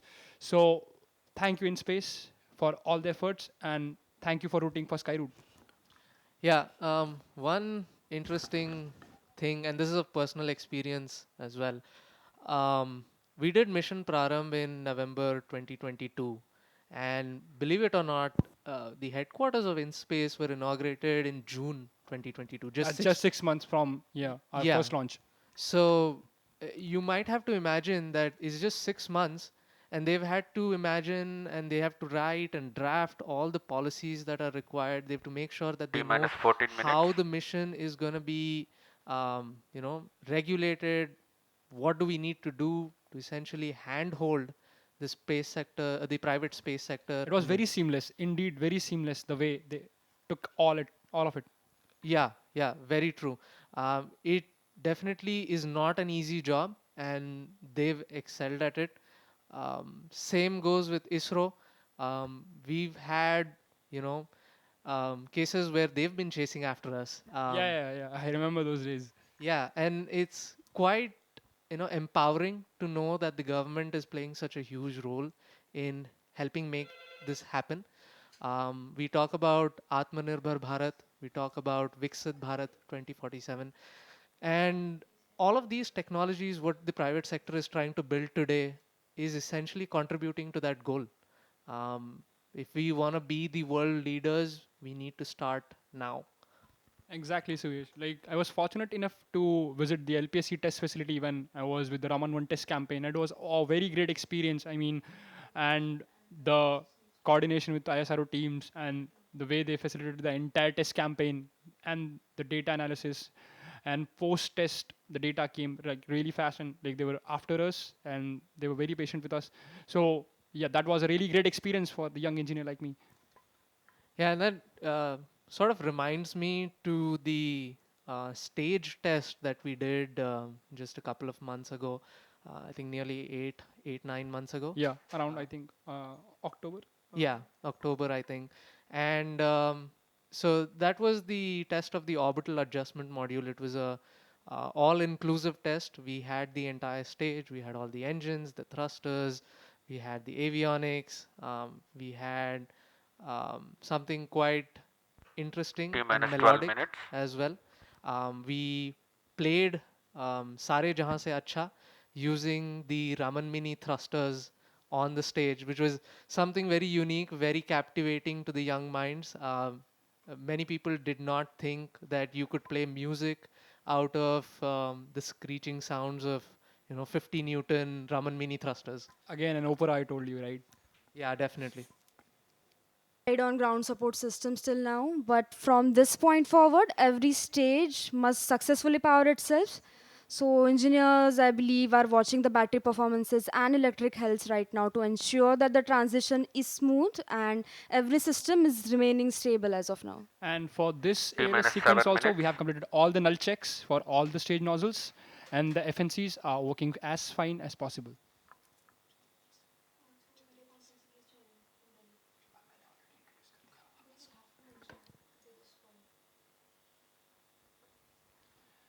And we are also happy that Dr. Jitendra Singh, Honorable Minister of Space, is joining us live on video call, and he's rooting for Team Skyroot.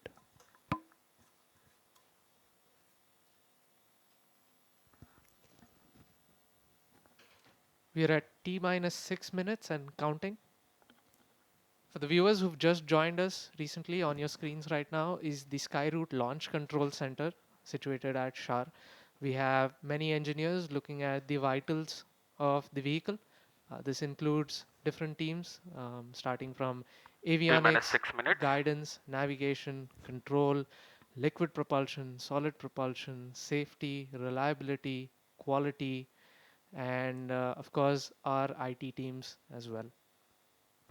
One of the things that has also been completed just now is the uploading of the mission computer init files. And that's a funny name of sorts, but it essentially means initialization files.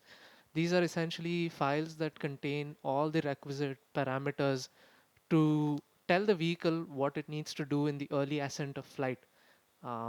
And it adjusts for the day of launch wind profiles that we talked about. It also has the gyro compassing T minus details 5 within minutes. it.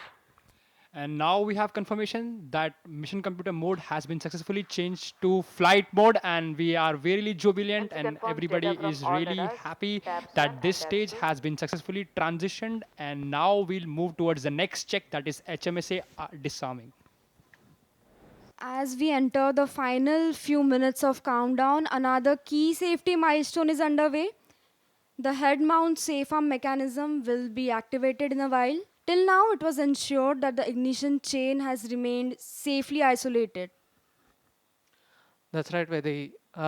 For the viewers who are very curious for this, the head mount safe arm mechanism, which we refer to as HMSA, T-4 minutes. is a safety device which is well mounted at the head of our solid rocket motors. And the whole job of this device is to safely isolate the pyrotechnics from the rest of the solid grain. And the reason why we do that is for safety, to prevent any accidental ignition from, let's say, lightning strikes. We do have a cloudy day today, and of course, we have lightning suppression systems. We have 4 lightning towers on the first launch pad. But there can also be some form of electrical runaway. There can also be static discharge. So to safeguard all these devices from electrical discharges, we have a mechanical separation between the pyro devices and the solid rocket motor. Right, so yes. So till now, the ignition system, it T-minus was 3 in a protective, non-firing state. But now, it's going to move on to a state wherein once the mission computer gives the ignite command, it can initiate a pyrotechnic chain of events. That's right. And we're at T-minus 3 minutes, and we have confirmation that the stage 1 head mount safe arm mechanism, or the stage 1 HMSA, has been successfully armed.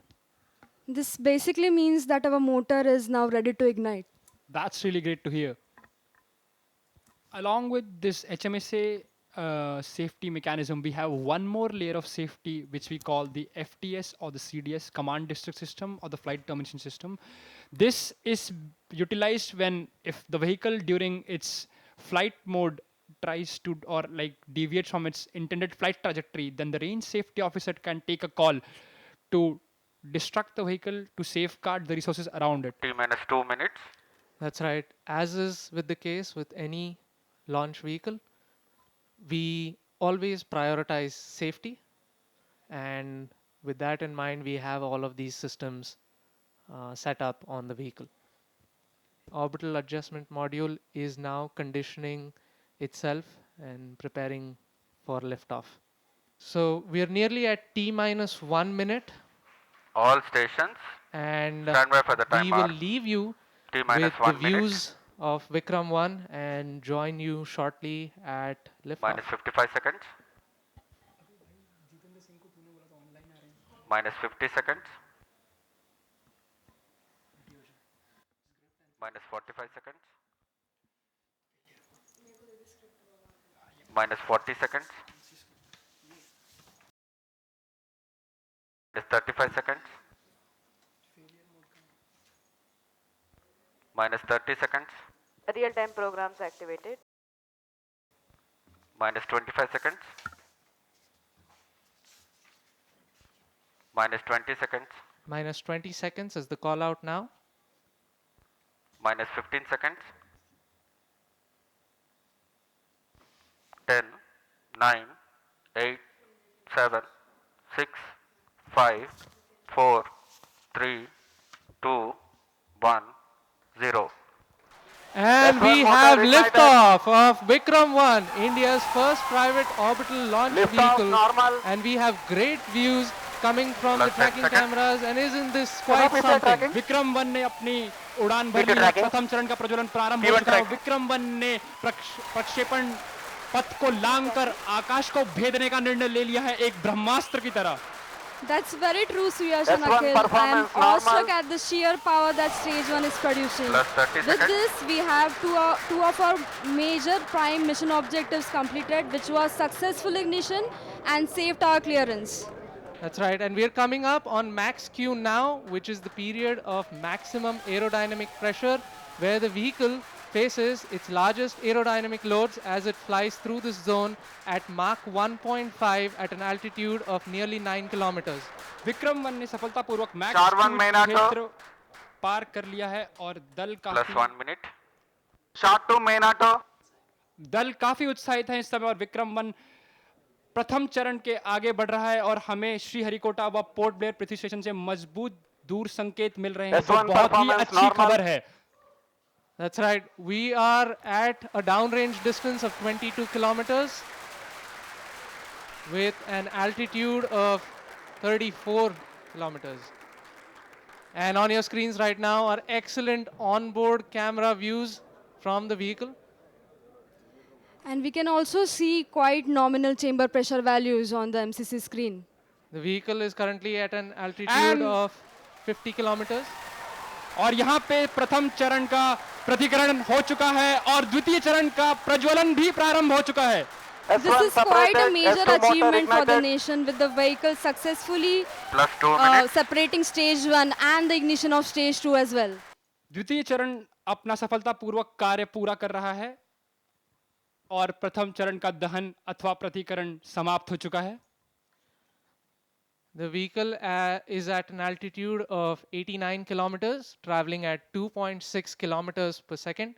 Of course, our target velocity for today is 7.6. S2 performance normal. We've just heard call out that the S2 performance or the stage 2 performance is nominal.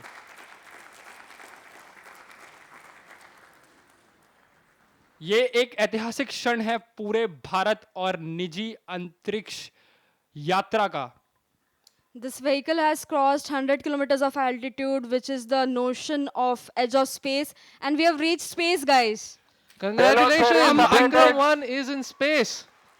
हमारा यान अंतरिक्ष तक पहुंच चुका है. And we've had callouts of separation of the payload fairing. We have successful payload fairing separation. It's nearly at an altitude of 120 kilometers, and the protective fairing is no longer required and has been cleanly separated from the launch rig. और यहाँ पे द्वितीय चरण का भी प्रतिकरण संपन्न हो चुका है और तृतीय चरण का प्रज्वलन भी प्रारंभ हो चुका है.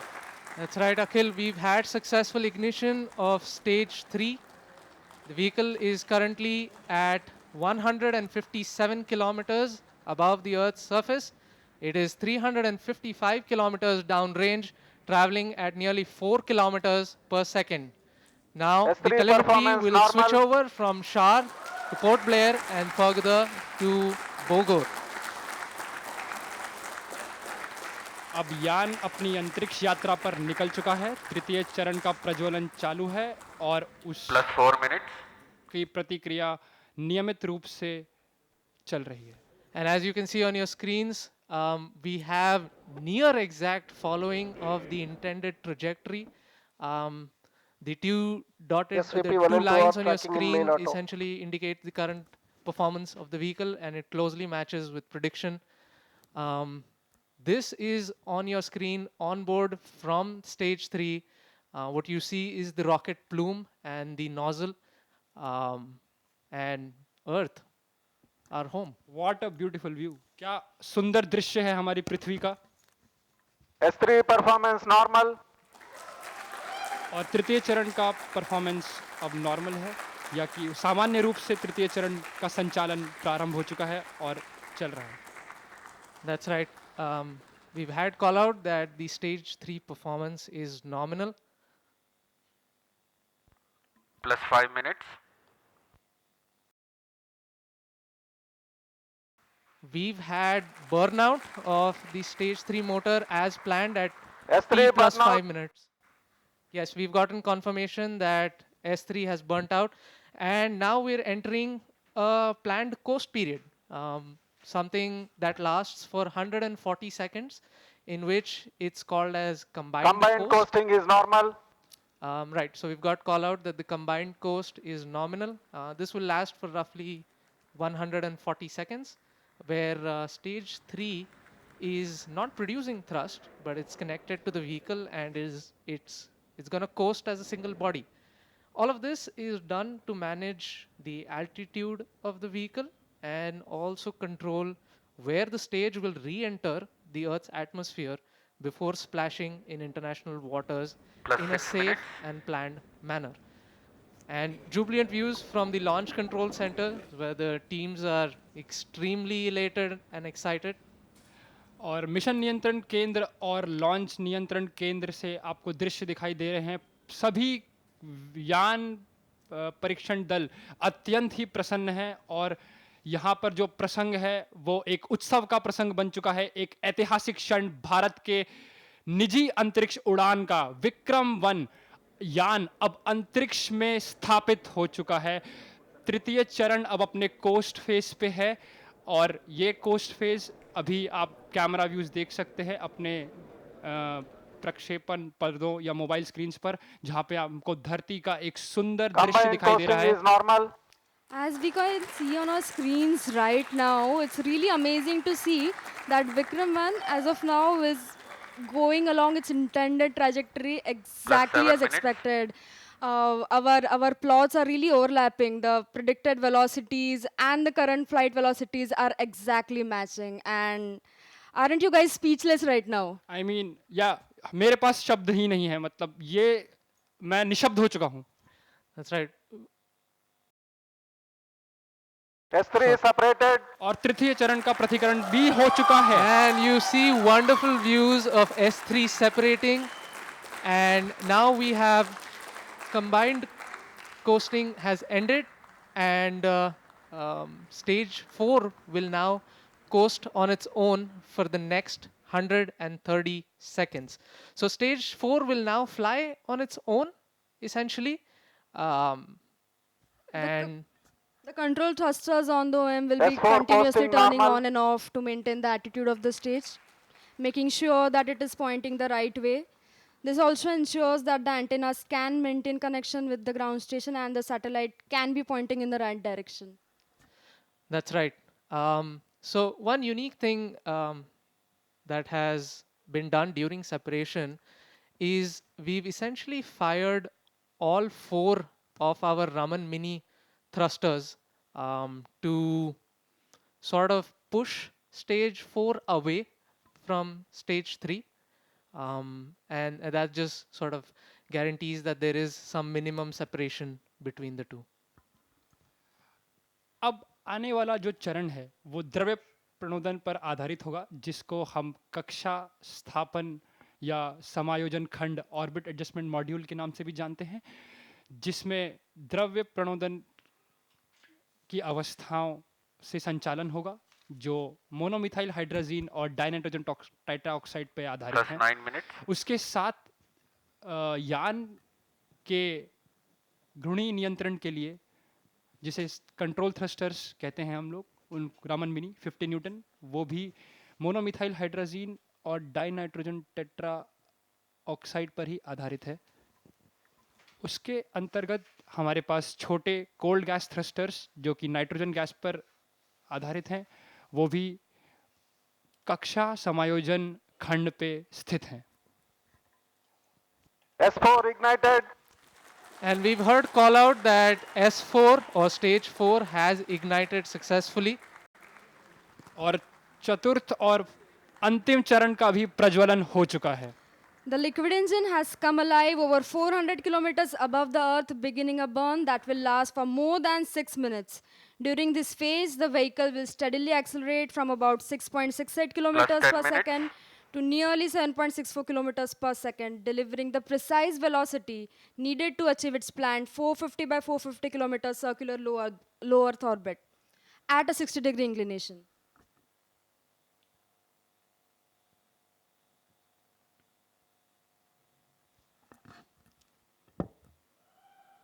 और यहाँ पे आप देख सकते हैं कि प्रक्षेपण नियंत्रण केंद्र में उत्साह का एक प्रसंग आ चुका है और आपके ऑन बोर्ड प्रक्षेपक पर्दों पर हम देख सकते हैं कि पेलोड्स या जो उपग्रह हैं उनका एक चित्र।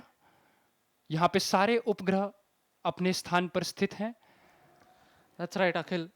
We've also had seamless transition from the S4 performance normal to the Bogor station, and now we are receiving strong telemetry from the Bogor as well as the Yatharga stations in Indonesia and Australia respectively.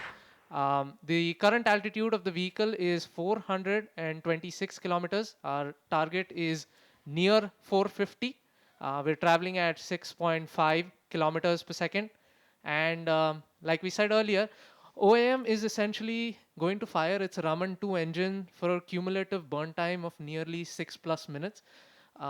So this is the longest burning. It's the smallest in thrust, but it burns for the longest period of time.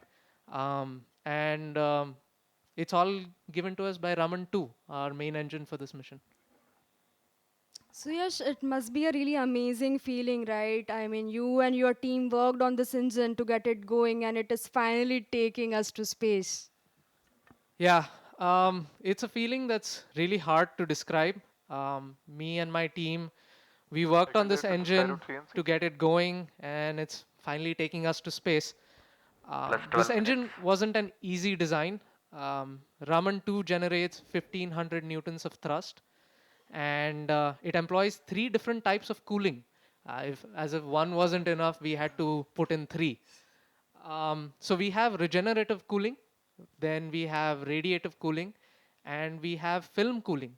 And all 3 of these need to work seamlessly in sync to deliver this phenomenal outcome. So I'm kind of glued to the screens right now. You might just see me peeking over to try to see what the chamber pressure, what the thrust, and what the temperatures are like. But I think I might have to hold for a bit and look at that data in a little while.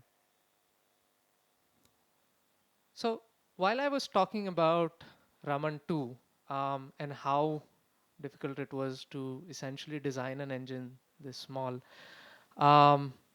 like I said, it's a relatively small engine, and the cooling design on this was exceptionally difficult to manage because the engine has to generate a lot of heat during combustion, and the temperatures can reach up to 2700 degrees. That's pretty hot for any metal or any material to sustain. In fact, many metals would just vaporize into thin air at those temperatures. So to make all of this work, we employ something known as regenerative cooling. S4 performance normal. Yeah, and we've gotten call out that the S4 performance is nominal.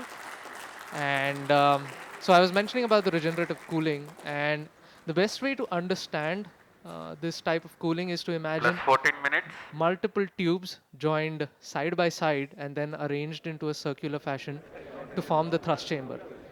And these tubes, they need to be very, very thin to exchange heat effectively, which means that manufacturing is usually a challenge. And even after the temperatures would still be too high for normal metals to handle. And for this exact purpose, we employ something known as film cooling. And even though it sounds like a fancy name, it just involves injecting fine jets of fuel along the walls of the chamber to effectively add a barrier of colder gas between the combustion chamber and the metal walls. And essentially, one question I get asked very often is, if it's like that, then why is it called regenerative cooling, right? The whole thought process is the tiny tubes that we just talked about. Those tubes S4 performance normal. Plus 15 minutes. और यहाँ पर हमको mission नियंत्रण केंद्र से संकेत मिल रहे हैं कि चतुर्थ चरण का भी परफॉर्मेंस सामान्य है और अभी यान 450 किलोमीटर की ऊंचाई तक पहुंच चुका है जो कि उसका निर्धारित कक्षा है और कोस्ट फेज प्रारंभ है जी हाँ and it's traveling at 7.3 kilometers per second at an altitude of 453 kilometers right now. So coming back to the regenerative cooling point of things, the tiny tubes around the thrust chamber of the engine essentially have fuel pumped through it. S4 thrust cutoff. And we've got confirmation that we have cutoff of the Raman-2 engine, which means SOLARAS that satellite separate. and we have separation of the SOLARAS satellite and the scope satellite. Vikram-1 Both satellites Aagaman have mission been deployed successfully. and we have reached space on our first attempt successfully. इतिहास में पहली बार एक यान ने अपने प्रथम परीक्षण उड़ान में ही उपग्रहों को उनकी निर्धारित कक्षा में स्थापित कर दिया है. And now comes something very, very interesting. You can see on your screen from on board the cosmic bloom and the micro art. And we have sun rising behind it. It is the dawn of a new space era. ये एक नए अंतरिक्ष युग का प्रारंभ है। सूर्य के किरण ने ये प्रकाशित कर दिया है। Skyroot has actually completely redefined orbital flights, I guess, forever. Yes, अवश्य। ये कथन बिल्कुल Plus सही 17 है। minutes.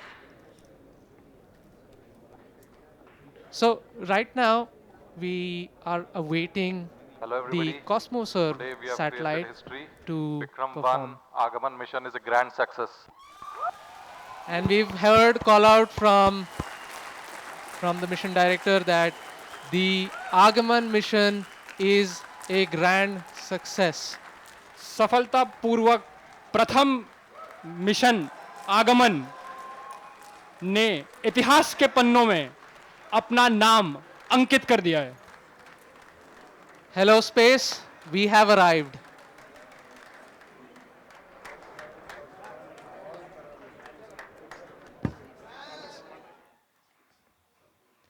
Thank you for joining us today. Thank you for being with us on this historic journey today. With Raman 2 and Vikram-1 now safely in orbit, we are not just reaching space, we are opening space for all. आज की इस ऐतिहासिक उड़ान में हमारे साथ जुड़ने के लिए आपका हार्दिक धन्यवाद। विक्रम-1 ने सफलतापूर्वक सारे उपग्रहों को कक्षा में पहुंचा दिया है और भारत के अंतरिक्ष सफर में एक नया उज्जवल अध्याय खोल दिया है। धन्यवाद। जय हिंद, जय Bharat. Good afternoon. I am privileged to formally announce that the first ever Indian private sector launch has been successfully completed.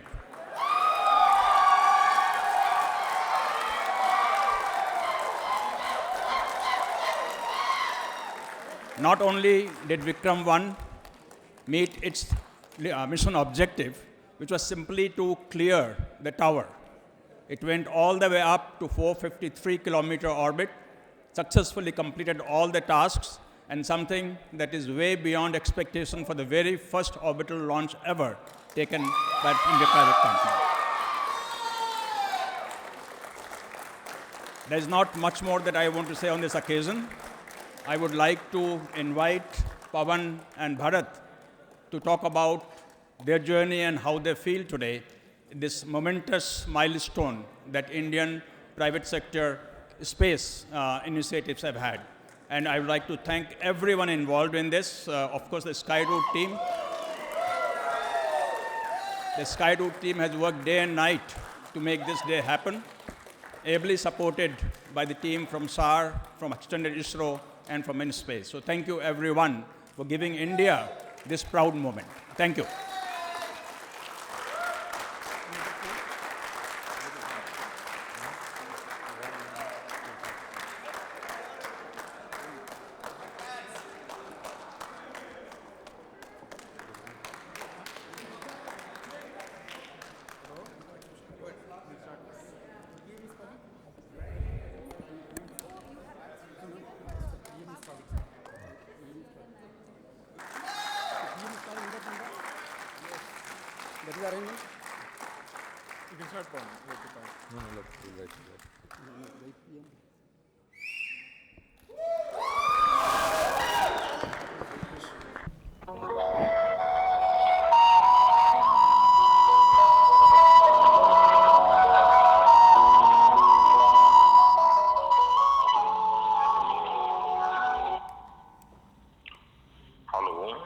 Sir, we are very privileged to hear you.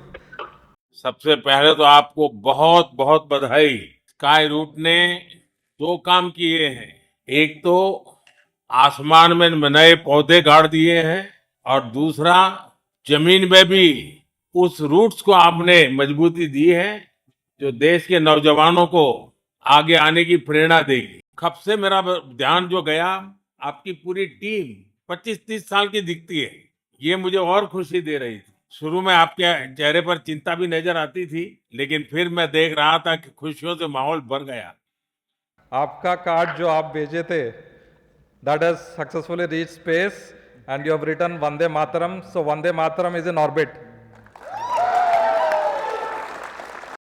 आपका जो कुछ भी मिशन है, मैं इसको एक प्रकार से वंदे मातरम मिशन ही देखता हूँ कि भारत माँ की गरिमा को नई ऊंचाइयों पर पहुंचाना, नई पीढ़ी को टेक्नोलॉजी को लाभ देना और नई पीढ़ी को टेक्नोलॉजी में आने के लिए प्रेरित करना, हर प्रकार से। और उसमें से मेरे मन में विचार आया था लंबा कुछ ना लिखूं, सिर्फ वंदे मातरम मेरे भाव व्यक्त करूं। और आज इस सफलता के साथ वंदे मातरम का भाव भी नई ऊंचाइयों को पार कर रहा है। Thank you, sir. We are privileged to hear you.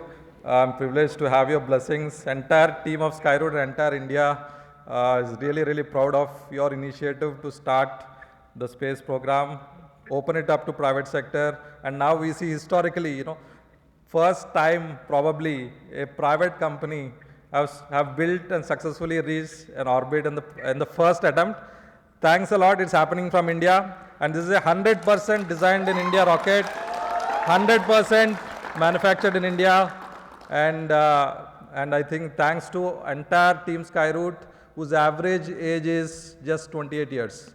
देखिए, एक समय था जब मैं आत्मनिर्भर भारत की बात करता था तो ना समझी में कुछ लोग उसकी मजाक उड़ाते थे, लेकिन आज आपने सिद्ध कर दिया कि हम इस क्षेत्र में भी आत्मनिर्भर बनने में समर्थ हैं और आपने उस समर्थक को दिखाया। और मैं पक्का मानता हूं कि अब सबूत हमारे सामने है, साक्ष्य हमारे सामने, और ये आपकी टीम ने करके दिखाया है। And now we are very proud that the government is enabled us and opened up the sector to private players, and now we stand as India's first private company which have launched a rocket to orbit and also created a global milestone, all from India with a fully Indian team, 100% built in India. Thanks a lot for enabling this journey and also setting a big vision for 50 launches in 2030. Definitely, I don't see it as a challenge, sir. Thanks a lot for your encouragement. आप आगे बढ़िए, मैं पूरी तरह आपके साथ हूँ, और आपको तो आगे बढ़िए नहीं कहना चाहिए, मुझे ये कहना चाहिए और ऊपर उड़िए।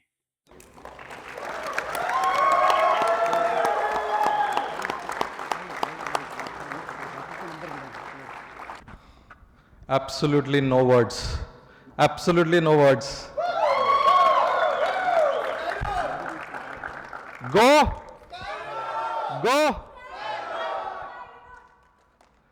It's so heartening to hear the Honorable Prime Minister talk so highly about Skyroot, so highly about India's youth. I think this is a historic moment, not just for Skyroot, for India, and also entire global space sector. In the first attempt reaching orbit, I never thought it was possible, and Skyroot team made it possible. Big shout out to this phenomenal team which made it happen. And in fact, this launch was nothing short of a suspense movie. We all experienced the highs, and never have we seen such suspense, and I think it's all worth it at the end. And I think really happy today, and that we have achieved something very rare, very unique. It shows the potential of India's talent. And today, in fact, we stand here at one of the best spaceports in the world, and we are very proud to launch Vikram-1 from the most versatile launch pads in the world, and really thank ISRO for enabling this. And more importantly, I would like to appreciate and also thank entire InSpace team, which has efficiently authorized this launch. And in fact, I've seen companies waiting for launch authorization for so much time, and India has proved it that government is the most efficient. And in fact, they enabled this launch in record time. There was zero delay in authorizing India's first private orbital launch.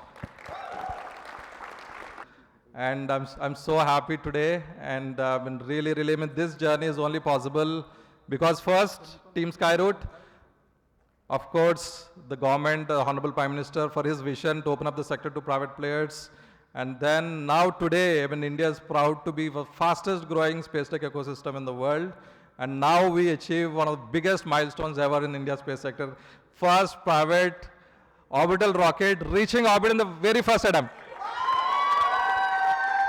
It still feels like a dream, and you all made this dream happen. I have no more words, and really appreciate everybody making this happen. In fact, we can see, I think all the hearts were racing up. It was not Skyroot, it was not InSpace, it was not ISRO, it was not the people watching, the public watching in the gallery, people watching online. Everybody's heart was beating for India, everybody's heart was beating for Mission Aagaman. And we made it happen. It's one nation, one mission for the world. Thank you. So I request all the Skyroot folks here, just come up on the stage. Don't leave any inch remaining on the stage. Please occupy the stage now. So as mentioned, like there's simply like we wanted to prepare something, but there's just simply no words. I just wanted to send the deep sense of gratitude to InSpace for being the enabling pillar, the key pillar in enabling each of our milestones so far, and big thank you to ISRO and all its center, VSSC, and especially SDSA and Distract, who have like extensively supported us throughout the launch campaign with extended hours. And it's one of the best support we've received, and our team felt like a home away from home, and they truly owned up Vikram-1 as their own throughout our launch campaign. A big thanks to ISRO and all its centers for that. And I can't express enough gratitude to our early investors and all our investors who have been our backbone, who gave us the muzzle to execute with the pace we did so far and achieve the milestones in a timely manner. Thank you so much for believing in us on a vision way early before we could achieve, before it can turn into a reality. And lastly, just about the Skyroot team, like a big congratulations to all of you. You achieved something remarkable, but in addition, we owe a huge debt to your families who supported you throughout your journey in Skyroot and who stood by you, which made your journey possible in Skyroot. And their quiet sacrifice stands behind the gift to the nation we have given today. Thank you so much. Thank you. So thank you, Pawan and Bharat, and that was so exciting, and I can see the excitement in everyone. And I want to tell the team that these are moments in life that only comes once in a while. To savor these moments, and this will live with you. You are all 27, 28-year-old. Will live with you till you become my age, and maybe even longer. So I would now like to request Minister of State, Dr. Jitendra Singh, who is waiting there from his office. He wanted to come here today, but could not because of other engagements. So I request him to encourage the team and appreciate the work that has happened here today. So, Dr. Singh, Honorable Minister, sir. Congratulations, Skyroot, for becoming India's first private player to have executed a launch from Sriharikota. And congratulations InSpace for facilitating this beautiful public-private partnership. Congratulations ISRO for optimizing this collaboration.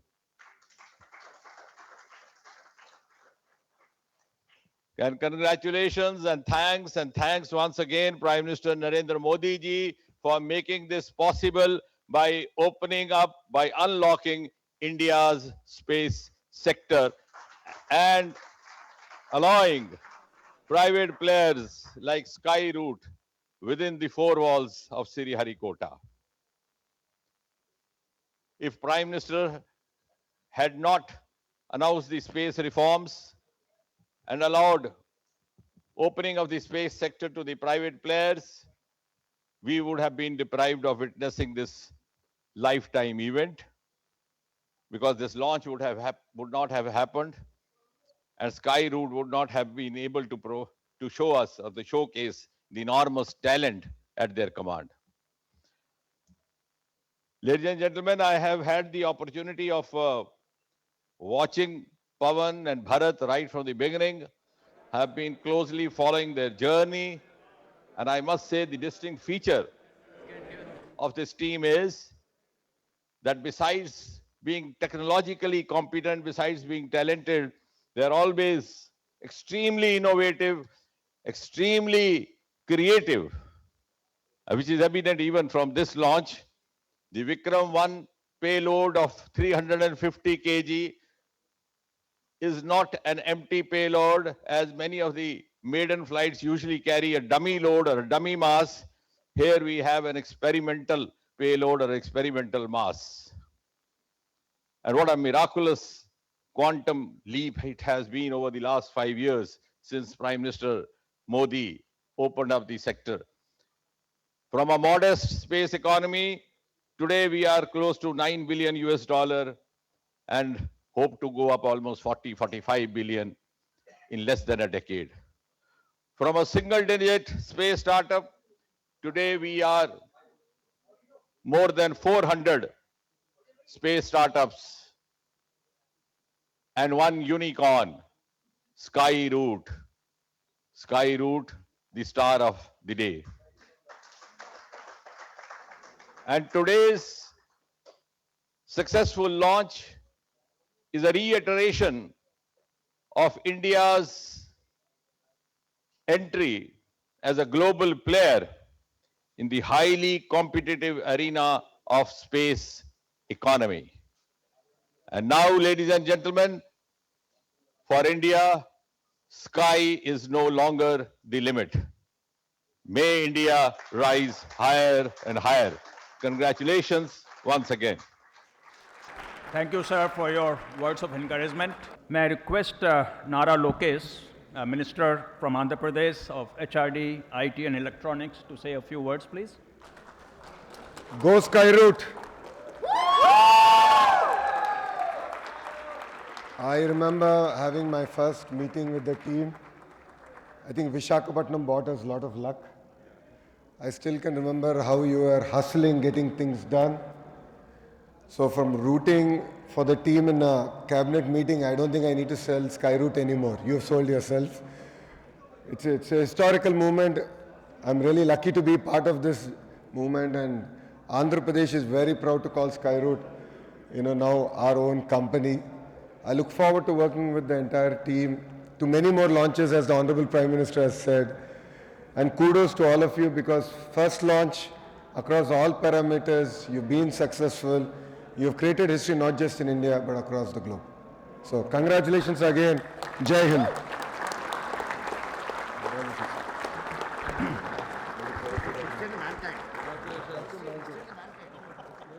This moment wouldn't have been possible without the unstinted support from Secretary DOS, Chairman ISRO. He has been with this team from the very beginning, reviewing multiple times, visiting SAR, visiting Skyroot, following up with everyone. So Dr. Narayanan, congratulations to you and thank you for your support. Please.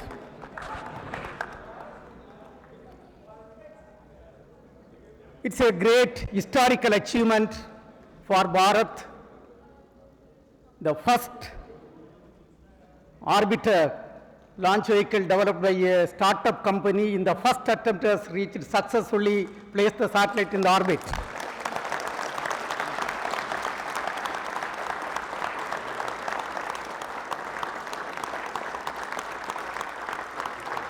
First of all, we have to thank Honorable Prime Minister of India, Narendra Modi ji, for his visionary leadership, for opening up the space sector for the startup ecosystem of the country.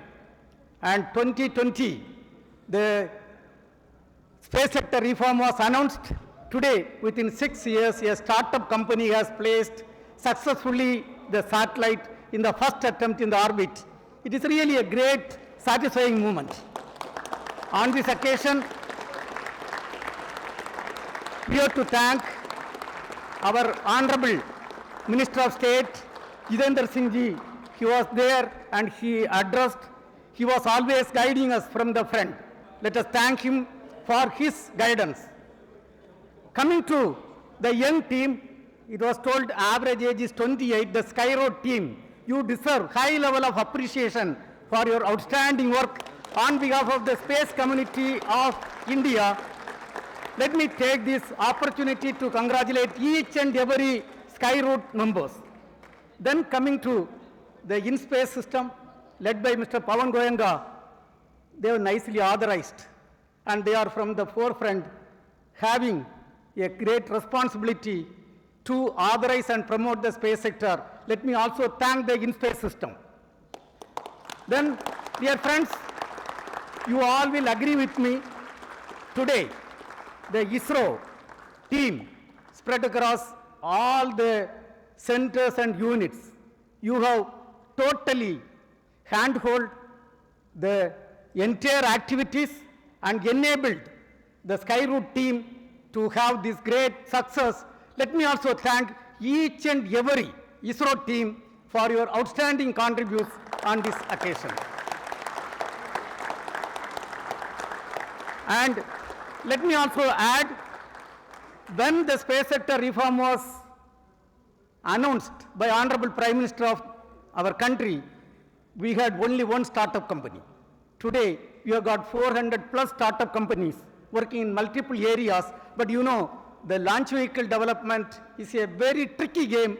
I am really extremely happy that in the first attempt we have succeeded. I think, let me congratulate each and every one of you for your outstanding contribution, specifically the review teams which has really enabled the great launch. And let us do great things.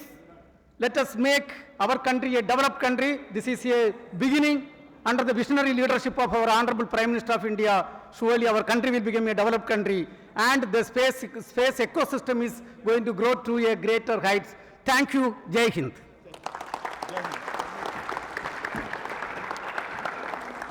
Thank you, Dr. Narayanan.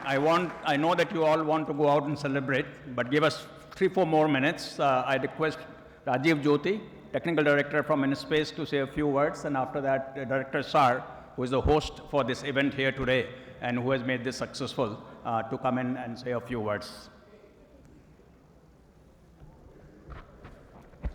So what a historical moment. I think it's a watershed moment for all of us.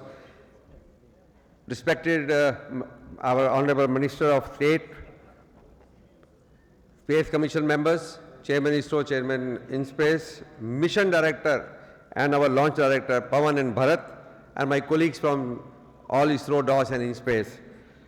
Really, today's achievement has really put India into those club of launch vehicles producers who have very, very few of them. My heartiest congratulations to entire Skyroot team and Pawan. As a technical directorate of InSpace, I had the privilege of witnessing their remarkable journey, which began with the suborbital flight demonstration in 2022. Every action was close, what Dr. Narayan just now told. During the last 4 years, Skyroot team successfully addressed all the more than 300 action points and all the items of MRR committee, which was constituted by InSpace. And every action was closed very professionally with a commitment to mission success and strict adherence to safety, flight safety, and range safety and ground safety ground lines. And also which were laid down but not only by MRR committee but also from the experts from SDSC SHAR as well as from the ISTRAC. Every phase of the launch development, including the vehicle qualification, the launch campaign activity, launch integration, compatibility with all the radars, were demonstrated, executed with the highest standards of engineering safety and operational excellence. InSpace, as I said, authorized both orbital launch vehicle as well as the 6 satellites which you have seen, 2 satellites and 4 hosted payloads.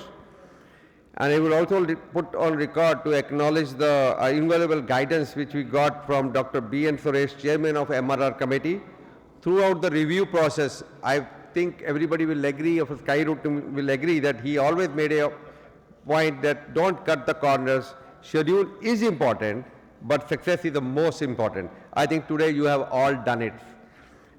Under the leadership of Chairman ISRO and Chairman InSpace, 3 ISRO centers, SHAR, ISREC and VSSC, supported the Skyroot through InSpace, and the partnership was reflected through an execution of 12 agreements which was enabling to access the critical facilities.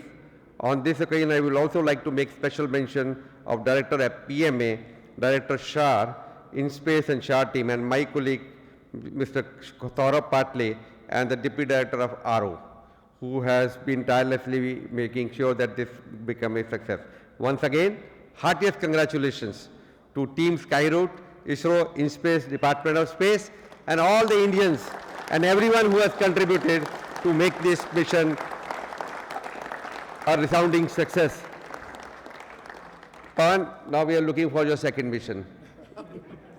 Jai Hind, thank you. May I request Director Shah? Yeah.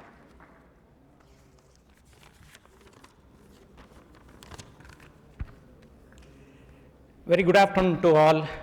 Today we really very happy that we got the blessings of our Prime Minister for the maiden launch, and hearty congratulations to the entire Skyroot team. You did it well, and even though we had a lot of issues started out, the excellent teamwork we have demonstrated, and we are blessed to get the blessings from Honorable Minister of State Dr. Jitendra Singh, and we have with our Honorable Minister of Government of AP, Sri Logesh Garu, respected Chairman ISRO, Secretary DOS, Chairman InSpace, and we have former chairpersons of ISRO, Dr. Radhakrishnan, Dr. Kiran Kumar, and Dr. Somnath, and all center directors of ISRO, InSpace, Scientific Secretary, entire Skyroot team which was present. I have been interacting with this team for a long time, right from the casting of the S1 motor and the static testing of the motor team. And as planned, we commenced the integration activities for this launch, and it went on very well, and I'm very happy that very systematic approach has been done in documenting all the things, and wherever issues are there, it was a team of InSpace, ISRO, Skyroot that was working for this launch. That is why we are able to make up at the first attempt itself very successfully are done, and all the fallback options. I am very happy that Skyroot has excellently documented, because we kept reviewing at different stages as a team together, and I am very happy that we have demonstrated as a team of ISRO, InSpace and Skyroot for doing this launch. Hearty congratulations to the Skyroot team for the wonderful launch. Thank you. Thank you. Okay, so now the team that has done it, the team that has supported, and the team that has watched it happen, you can all go out and celebrate. Good day.